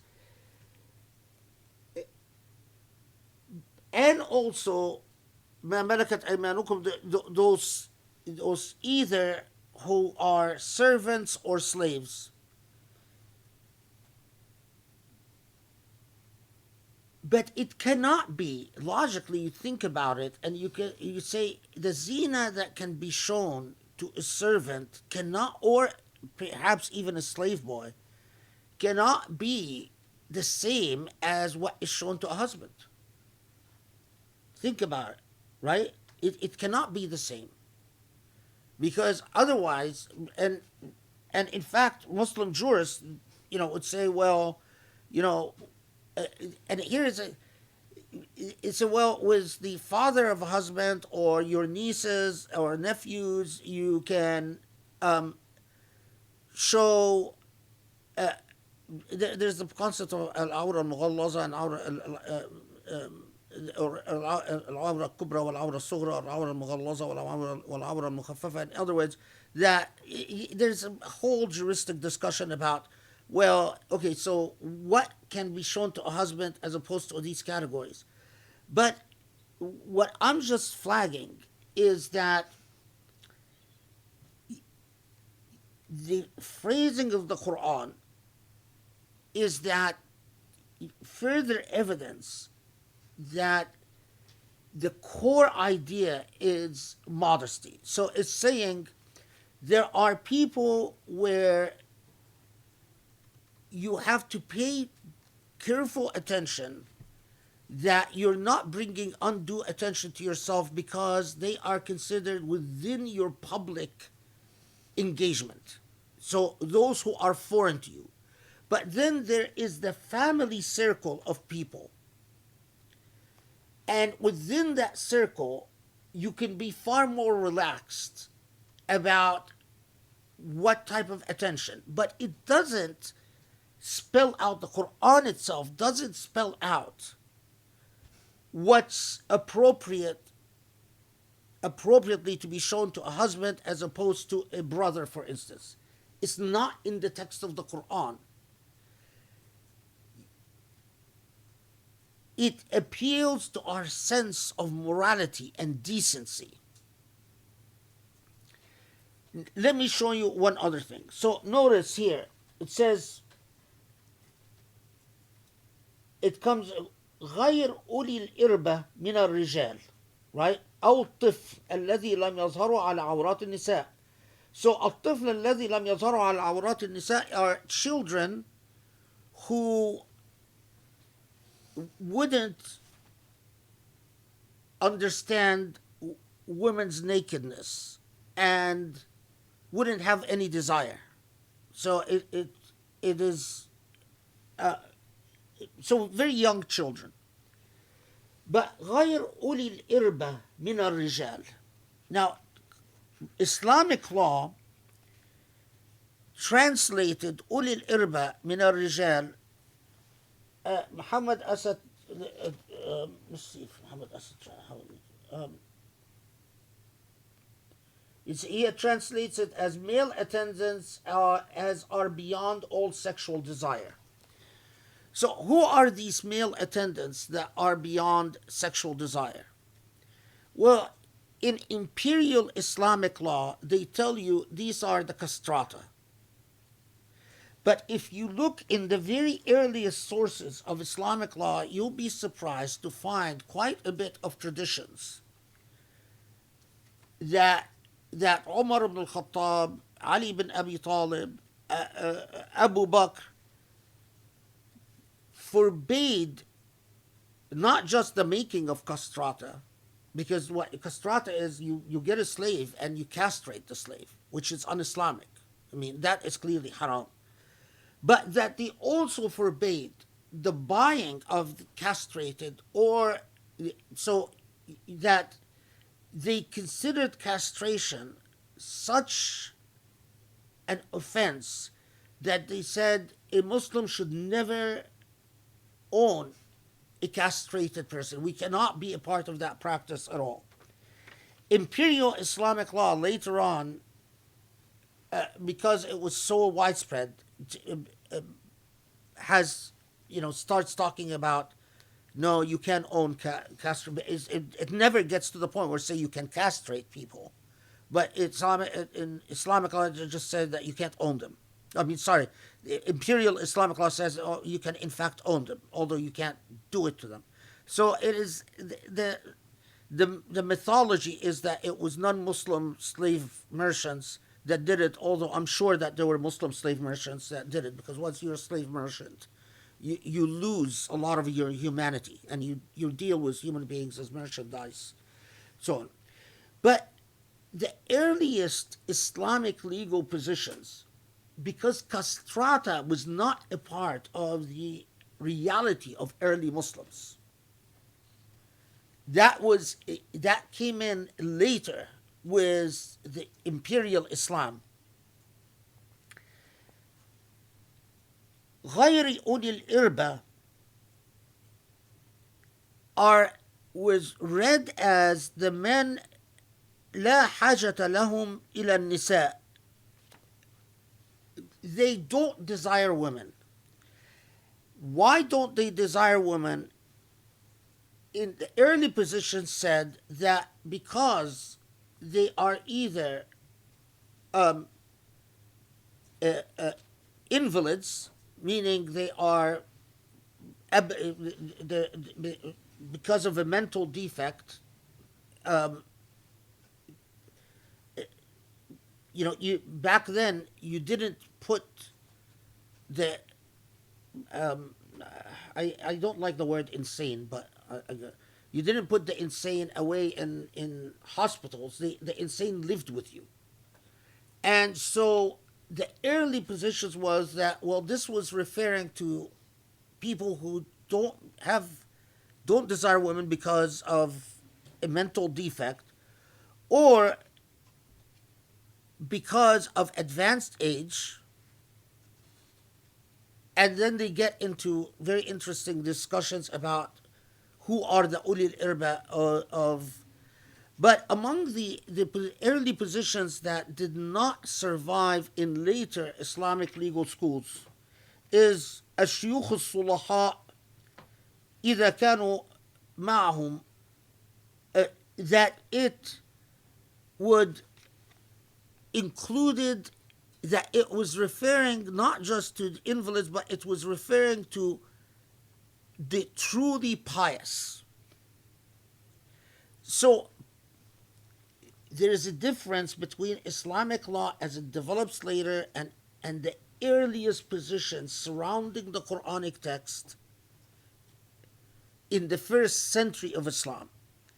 So pause here and think, okay, so you cover your zina except with your husbands and all the categories, your nieces, your nephews, your brothers, your sisters, your father-in-law, and so on and so forth.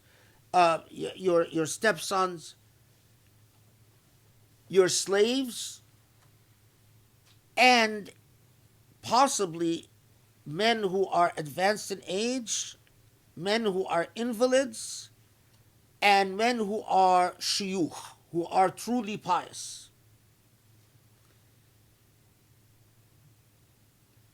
If you consider all of that in the context of the early, in the first century of receiving the Quran, Zina, it is clear that Zina was, as used in this ayah, referred to something that is socially defined.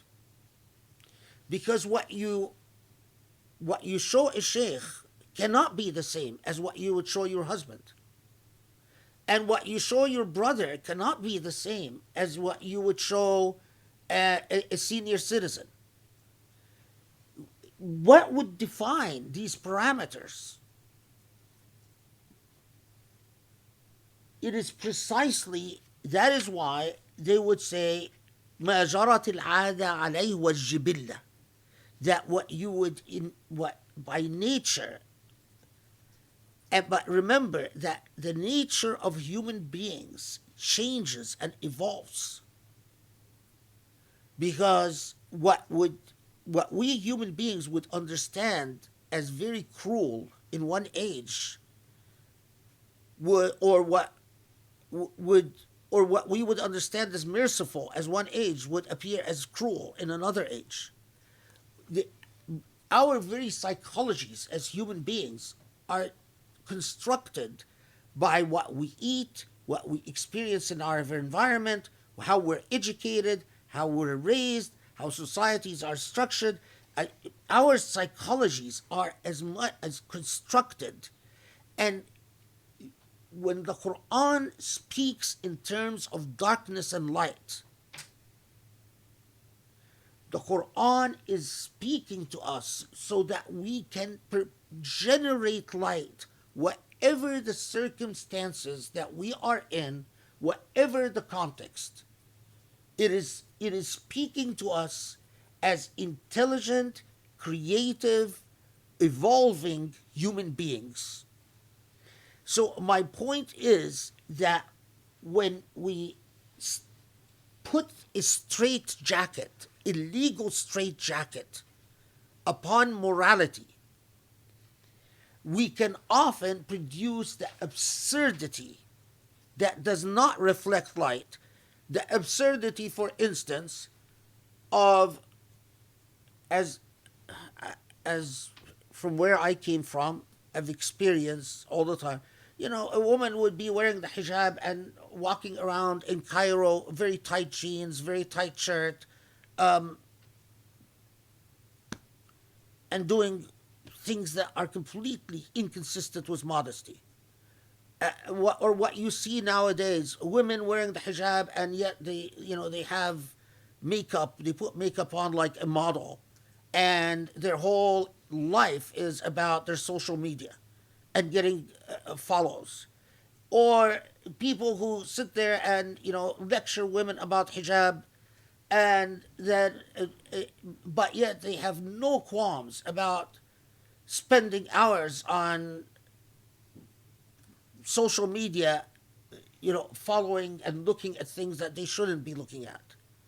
And I'm not even talking about something like pornography. I'm talking about even like helping shaitan when dealing with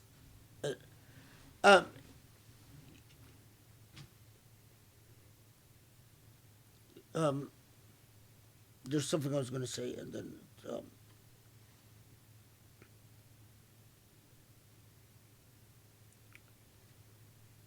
I blanked out. So anyway, let's take a 3-minute break, and maybe it will come to me. Okay, don't go anywhere. Surah An-Nur is not done yet. It doesn't seem like it's even close to being done. Don't rush. Bismillah ar-Rahman ar-Rahim. So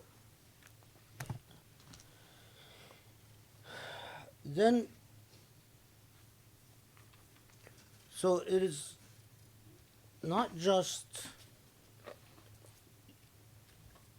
look at the not just what you watch, what you say, you honor one another, you respect each other's privacy and dignity,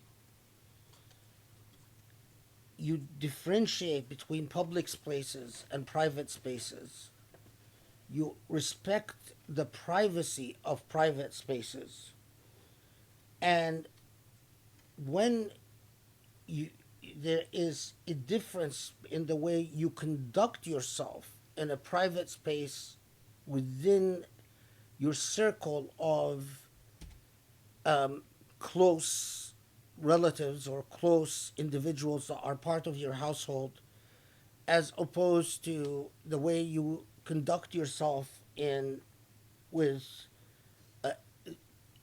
the lowering of the gaze, which is, again, as I said, an entire philosophy of life, not just a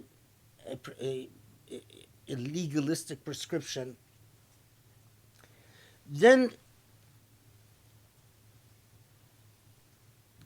it moves on. وَانْكِحُوا الْأَيَامَ مِنْكُمْ وَالصَّالِحِينَ مِنْ عِبَادِكُمْ وَإِمَائِكُمْ إن يكونوا فقراء يغنيهم الله من فضله والله واسع عليم وليستعفف الذين لا يجدون نكاحا حتى يغنيهم الله من فضله والذين يبتغون الكتاب مما ملكت أيمانكم فكاتبوهم إن علمتم فيهم خيرا وآتوهم من مال الله الذي آتاكم ولا تكرهوا فتياتكم على البغاء إن أردنا تحصنا لتبتغوا عرض الحياة الدنيا ومن يكرههن فإن الله من بعد إكراههن غفور رحيم ولقد أنزلنا إليك آيات مبينات ومثلا من الذين خلوا من قبلكم وموعظة للمتقين. So this is now 33 and 34.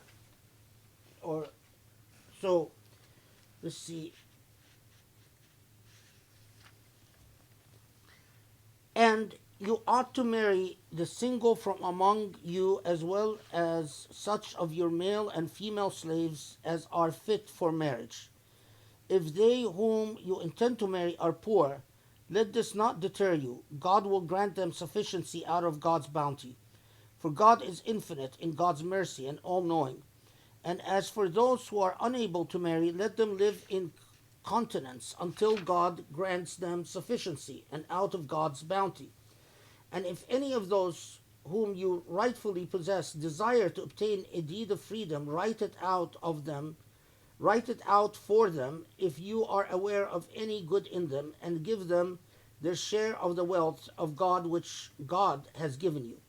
And do not, in order to gain some of the fleeting pleasures of the worldly life, coerce your slave maidens into whoredom, if they happen to be desirous of marriage. And if anyone should coerce them, then verily after they have been compelled to submit in their helplessness, God will be much forgiving and a dispenser of grace. And indeed from on high have we bestowed upon you messages clearly showing the truth, and many a lesson from the stories of those who have passed away before you, and many an admonition to the God conscious. Okay, so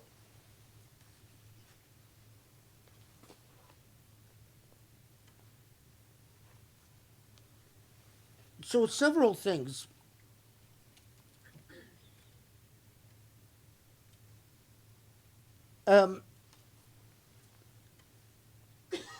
First, Mary, make it a point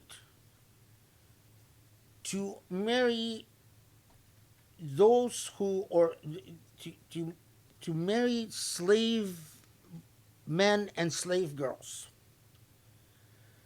Now, here is an important point, because those who said,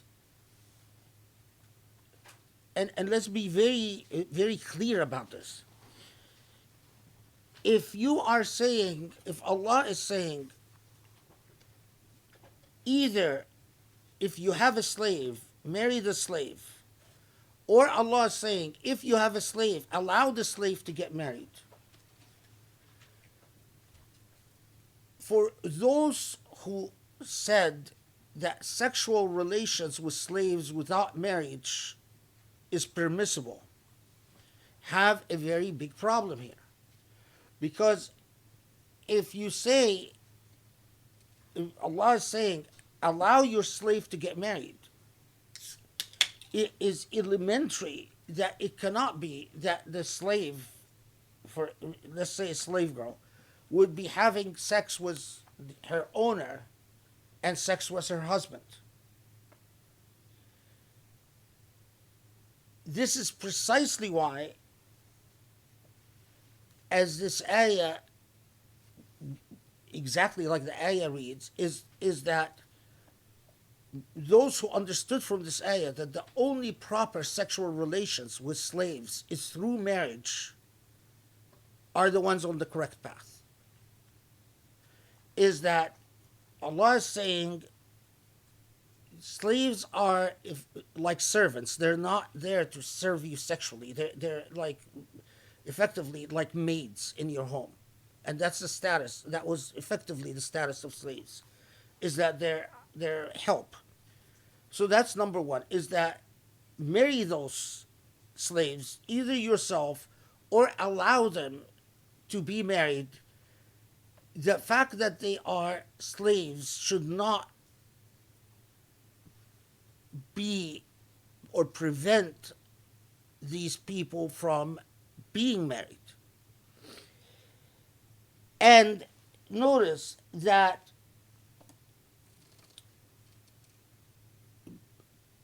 many people thought that it is socially undesirable to marry slaves, that it was not considered because of their poverty. It was not considered a socially prestigious thing. And as we've talked about before, Islam came and explicitly countered that social norm by saying, if you want to please Allah, indeed marry these people and don't let social status or economic poverty dissuade you from marrying such individuals. The other really important part is in mukataba. Mukataba is where a slave buys their own freedom from their owner. And there is, in the earliest, there's a big debate in Islamic law whether whether the contract of mukataba, where a slave buys their freedom through their labor. So you sign a contract and say, my labor would be valued at such, and when I do X amount of labor, then I earn my freedom. Whether it is a mandatory contract or a voluntary contract. In fact, in other words, whether a slave has a legal right to such a contract, so that the owner does not have the discretion to say, I don't want to allow my slave to earn their freedom. And Shafi'i, for instance, said that the owner of a slave should not only be forced to enter into contract of mukataba, but should also be forced to allow the slave to marry. That if the owner of a slave refuses to allow the slave to marry, the slave should go to a judge, sue their owner, and obtain the right to marry whoever the slave wants. And in fact, it is said, there are reports that this verse was revealed because of a man called Huwaytib bin Abd al-Aziz.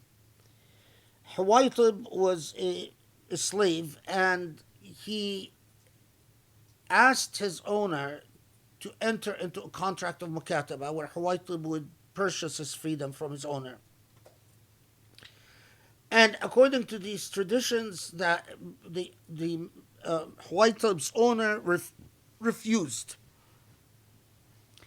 And that Huwaytib then complained to the Prophet, ﷺ, and then that this revelation came, and upon this revelation, the Prophet ﷺ forced Huwaytib's owner to enter into a contract of mukataba with him.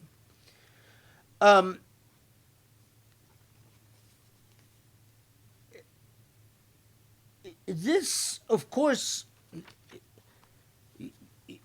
what I find really interesting is that I would have expected during the imperial period of the development of Islamic law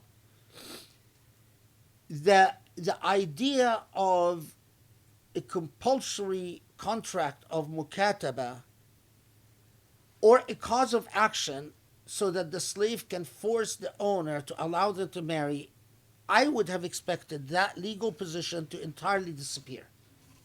Why? Because it was not while contracts of mukataba, where a slave purchases their own freedom, was known to Near Eastern legal systems. In all Near Eastern legal systems, you could not compel the owner to enter into such a contract. It was up to the owner.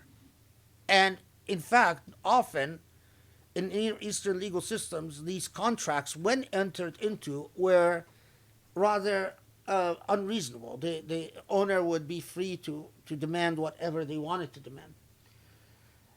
But what is surprising is that this position actually does not vanish in imperial Islamic law. So it remains a contested issue. It remains an issue where Islamic legal schools, even in the imperial period, even well into the 2nd century and 3rd century, where Muslim jurists are so what surprises me is the fact that you still have 50% of the jurists saying that the owners can be forced to enter into a contract of mukataba, which was not known to Near Eastern legal systems, which probably is due to the strengths of traditions like the Huwaitib tradition, that and other reports, because there's also reports that Umar ibn Khattab forced owners to enter into contracts of mukataba. It is also the position of Jafar Sadiq that this is a matter of right, not a matter of choice. And same thing about the cause of action brought by a slave against the owner to allow them to marry. So it's very interesting. The other thing, and is, as you notice, that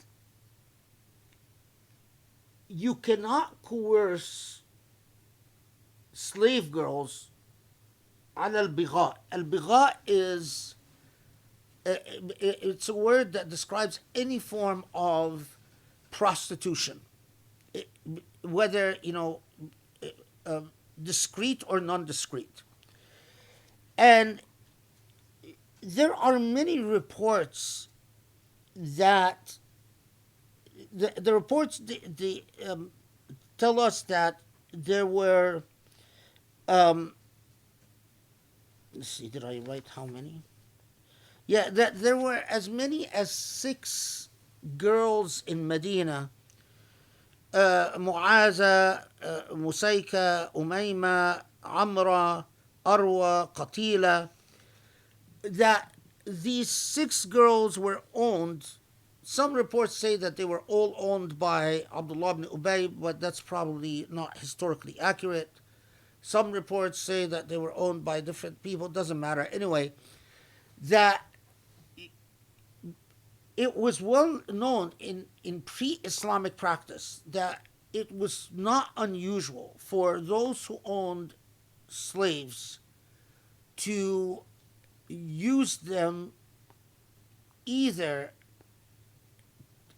to entertain friends and guests, to, in other words, force them to have sex with their guests, or to force them to have sex for money, and in other words, to prostitute them.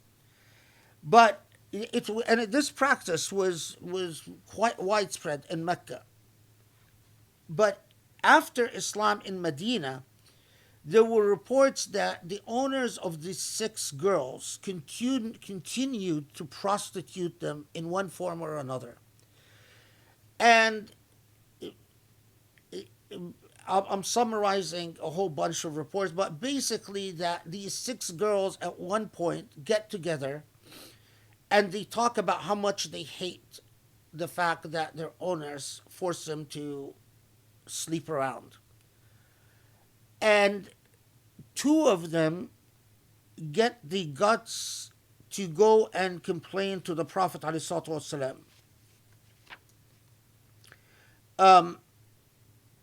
Musayka and Umayma are the 2. And that they in fact go and complain to the Prophet, and the Prophet prohibits their, basically, and that this revelation came as a confirmation to the Prophet's prohibition.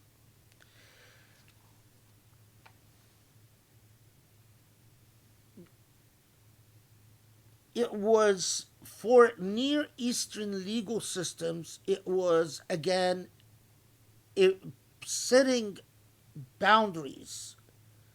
The idea of slavery was that you owned the body of the person that you purchased. That body was yours. You do with it as you please. And that's why in most Near Eastern legal systems, even if you injured your slave, there was no punishment. The first Near Eastern legal system to even allow for that if you injured or you murdered your slave, for it to be an actionable cause of action, an actionable legal offense, was the Islamic legal system. it's important to understand in what way Islam presented moral progress. Because in our days, of course, it's not much moral progress if we reproduce the same laws.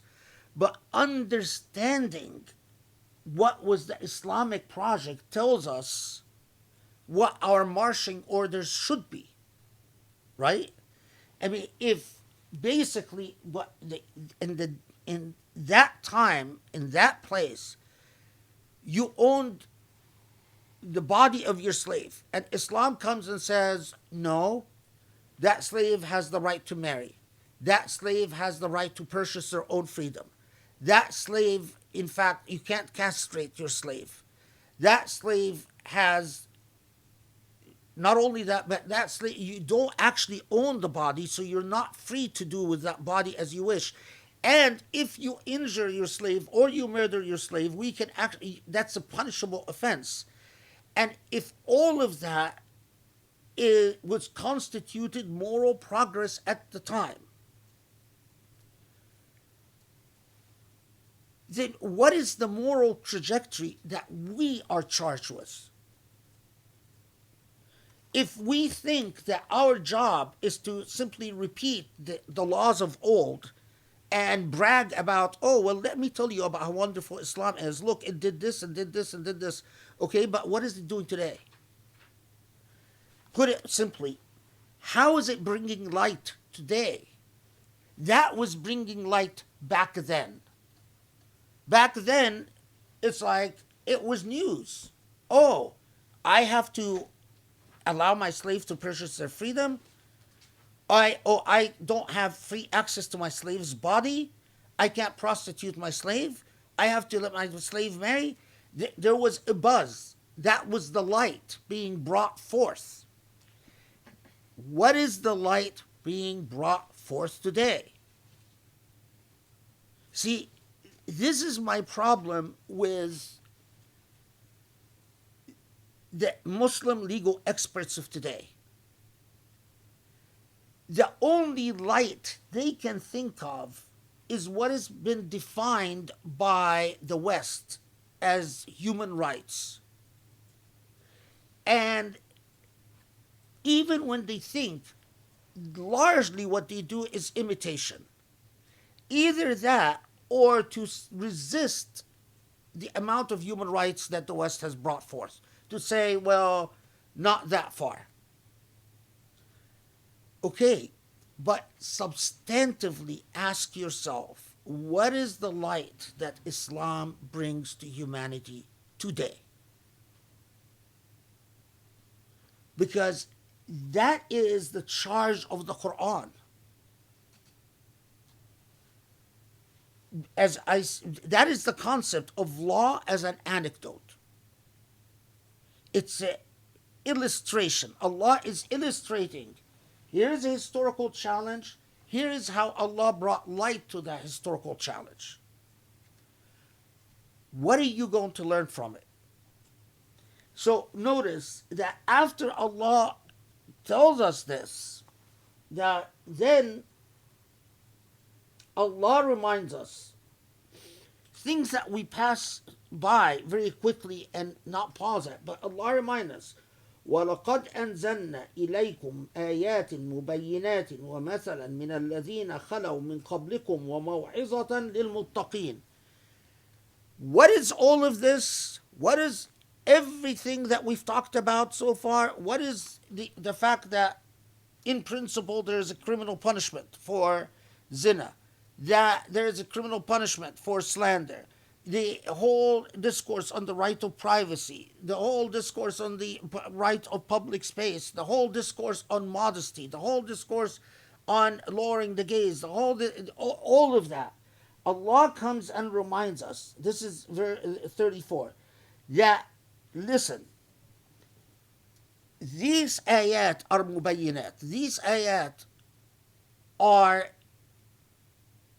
mubayyinat is ayat that explain to you what you need to know for enlightenment.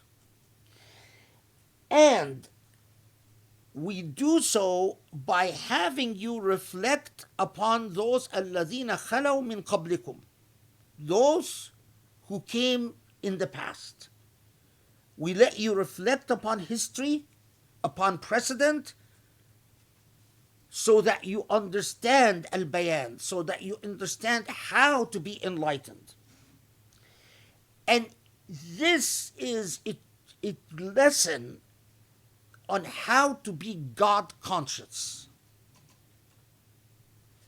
Now, critically, this ayah comes right before we jump into Allah reaches the pinnacle of that pyramid and say, I will tell you what this is exactly like.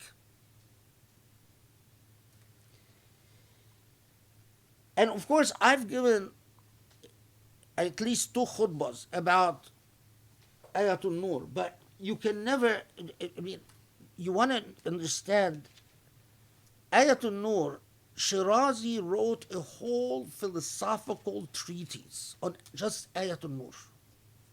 If you look at Tafsir al-Shirazi, Mullah Sadra, it is one of the most, I mean, you need an entire year to sit and just teach. You can offer an entire course, literally a seminar, on Shirazi's treatise on Ayatul Nur.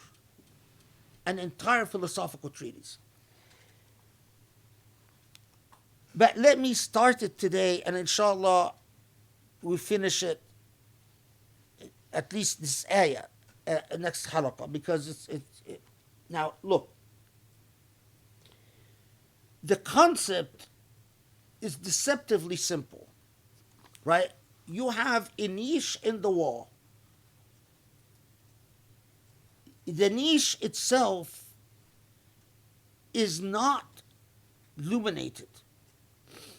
All it is engineered to accommodate light. Now, of course, modern homes, we don't build niches for light, but the engineering of a niche in a home was very critical. You can create a vulgar niche in cheap homes. You could create a vulgar niche, but meaning just a niche, just a little thing where you put the lamp. But in the same way that the whole skill and art in pre-modern homes was how you create a home that can circulate air and preserve coolness. In other words, that the home, without air conditioning, unlike European homes, subhanAllah, traditional homes, you would always find them cooler than the outside. That was the art of engineering. The niche had to be built in such a way to maximize the amount of light while burning the least amount of oil. So the whole architectural skill was that the niche would be positioned in a way that you would get the flooding effect, because the lesser lamps you need to light up a room, the more efficient and the more effective. So you had to have a niche. Okay, but what is in this niche? Well, this, of course, we're talking about 35, the famous ayah. So, first, Allah tells us, understand, Allah is the light of the heavens and earth. And subhanAllah, I was just reading an article someone sent me. about dark energy and dark matter, and that only 5% of what exists is material, and the rest is just this dark energy and dark matter. So whatever light there is, that is Allah. To find Allah can only manifest in light. So that is why people like Shirazi say, if it is darkness, it is not Allah. It is like saying only at-tayyibat can come from Allah. Can al-khaba'ith come from Allah? Can what is khabith, what is foul, what is ugly come from Allah? My view, my position is absolutely not. Only what is tayyib can come from Allah.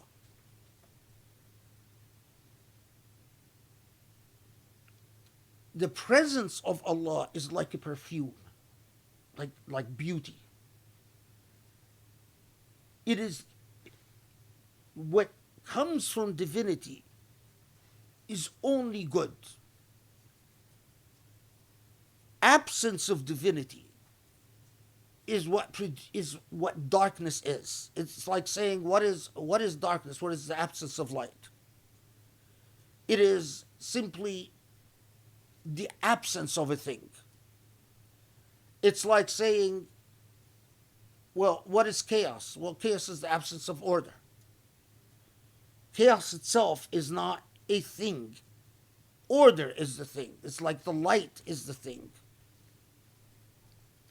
So Allah is the light of the heavens and the earth. Understand, if you to comprehend or to even engage or to be with Allah, you must understand that everything we've talked about, all these examples that Allah gave us, if you are reading the surah as a coherent whole, these are examples of light. So all of these things, honoring each other's dignity, respecting each other, the right to privacy, the rights of public space, everything we've talked about, this is examples of how Allah manifests light. And as when we start descending from the pyramid, because remember now it's a pyramid at the pinnacle. The pyramid is but right after the ayat, so Allah will tell us, for instance, that when you see these birds fluttering their wings, that is part of the manifestation of Allah's light. It is all these manifestations of beauty that surround you are manifestations of not the essence of divinities, but the effect of divinity. What comes from divinity, what divinity produces. Okay, so now in this niche is a lamp where the flame is supposed to be. The lamp is enclosed in a glass. Now, so that is a light.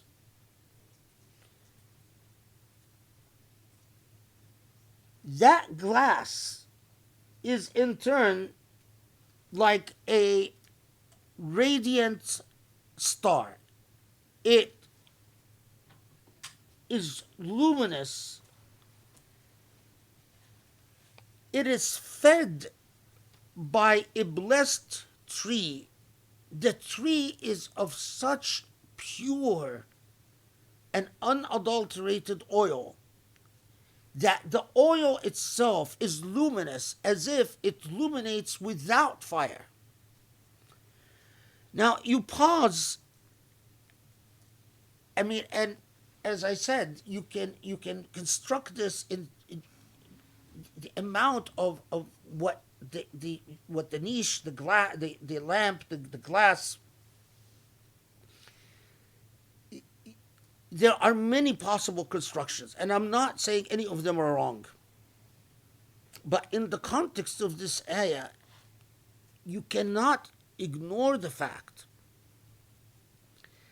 that it is, as Allah is saying, what is the niche that is prepared? Well, the niche is that the existence of a space that can accommodate purity.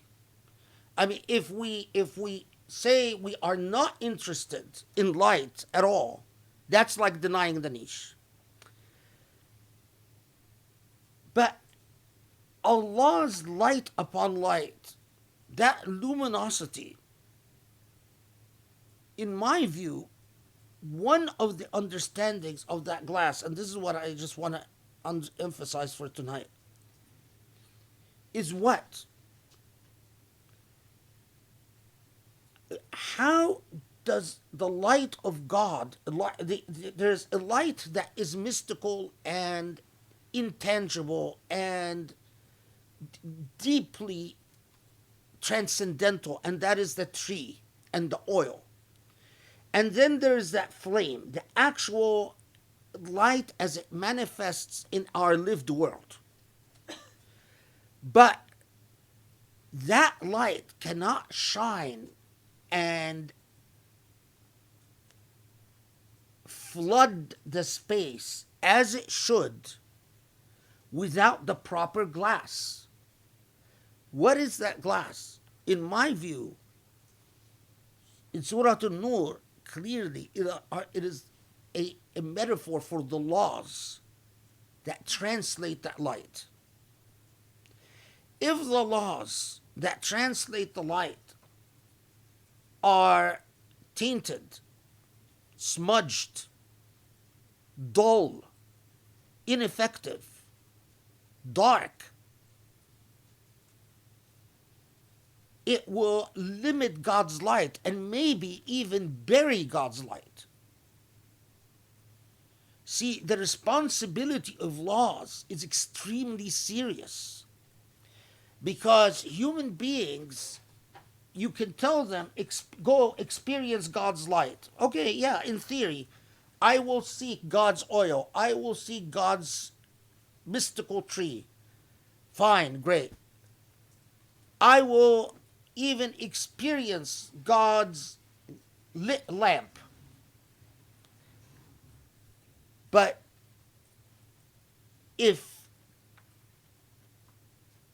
the way that people interact with that light, and most people are not, mystical travelers. Most people are not great sages. Most people will interact with that light through the filtered prism of the glass. And if the laws that translate divinity to human beings don't understand the difference between at-tayyib wal-khabith, don't understand the difference between what is ugly and what is beautiful, if the laws don't honor people's privacy, if the laws don't honor people's dignity, then we end up with something truly horrid. And that is, Allah's light is a theoretical construct. The olive tree, the holy oil, but people don't experience this light without the corruptions of the corrupted glass. And what happens with most people is they start doubting the existence of the olive tree, the holy oil, and even the lamp. Because most people, they experience it in terms of hardship and misery. And then they start saying, well, all we know is the darkness. That's what we experience. This ugly light or this insufficient light. How do we know that the lamp exists? How do we know that the oil exists? See, that is why it is so dangerous. What, put differently, people, Allah is telling these Medinians after the battle of Badr al-Mustaliq and after the incident with Aisha, you want to understand what allowed you to win Badr? You want to understand what allows you to win? You want to understand what will allow you to inherit al-istikhlaf, as we will see in a second, in what Allah will talk about. What will allow you to become Allah's vicegerents? It is that you reflect Allah's light in the way that you treat each other. It is not enough that you have great individuals, Abu Bakr, Ali, Omar, Ali al-Bayt. It is not enough that as individuals, but that you interact. That light must be reinforced, perpetuated, and spread and furthered. And that's why it becomes light upon light. And that is precisely why when you find societies that are drowning in injustice and corruption, and they come and talk about Islam, it's like Sheikh Muhammad Ghazali would say, it is an incoherent, you would say it's just an incoherent discourse that you talk about Islam and injustice as coexisting with each other. And that's exactly where he came from. What he was talking about is that it just doesn't work, it doesn't jive. In the same way that you'd say, well, Islam and my concept of light is to, commercialize modern, big, the way like Las Vegas is. Well, that concept of the light, it doesn't jive. It just doesn't work. And when you lose touch with the Quran, that Allah is saying that Allah's light manifests through the way that you treat each other, the way that you dignify each other, the way that you respect each other, the way that you honor each other, and you lose sight of that. That's precisely how you end up with the messed up societies that we've ended up with. What time is it now?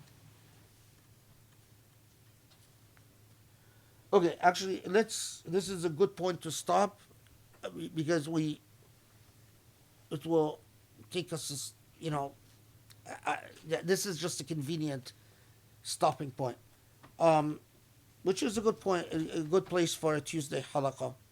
I think it's 9:20 our time now.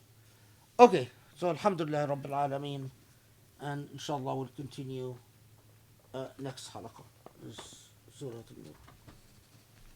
Alhamdulillah, alhamdulillah. Wow, I don't know if everyone feels as blown away as I do. It's kind of like we've just reached like the top of that pyramid, but it's like everything that you've covered is everything that is what we need and what's wrong. So even when you say when people have lost touch with the Quran, it's almost like our generation never had touch with the Quran, because I don't think people have ever understood this, and it makes me reflect on everything we've learned in the surahs along the way, like how we began with all of the Meccan surahs and how they started so foundationally and kind of taught us like baby steps and sort of the building blocks.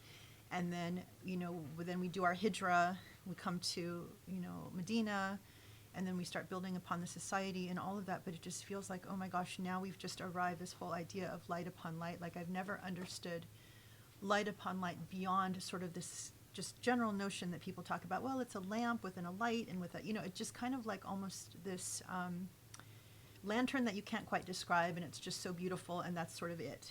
But what you've presented to us is like, when you look at all of the building blocks that we've been taught, how to be, how to be good individuals, good Muslims, how do we determine how, what is actually divine, not divine, and then you come to sort of like this crescendo of, it's not just your individual light, and it's not good enough just to be good and then the beautifully good. Okay, so you have to be, just continue to push to elevate your light, but then it's also all of the, just how you interact with one another and how you just create light, and the idea of then you layer on top of that, Allah is light, and then light upon light is like us taking everything Allah gave us and building upon. I mean, it just like, I've never heard this anywhere, and but it means so much, especially now that we've taken all of these steps before, and it's, it's honestly, it's so. Is Surah An-Nur adopted? No, it's not adopted yet. Guarantee the light in your life and hereafter, and adopt Surah An-Nur. If I had the means, I would adopt Surah An-Nur immediately. You don't have to. You're giving us the surah. You don't have to adopt it.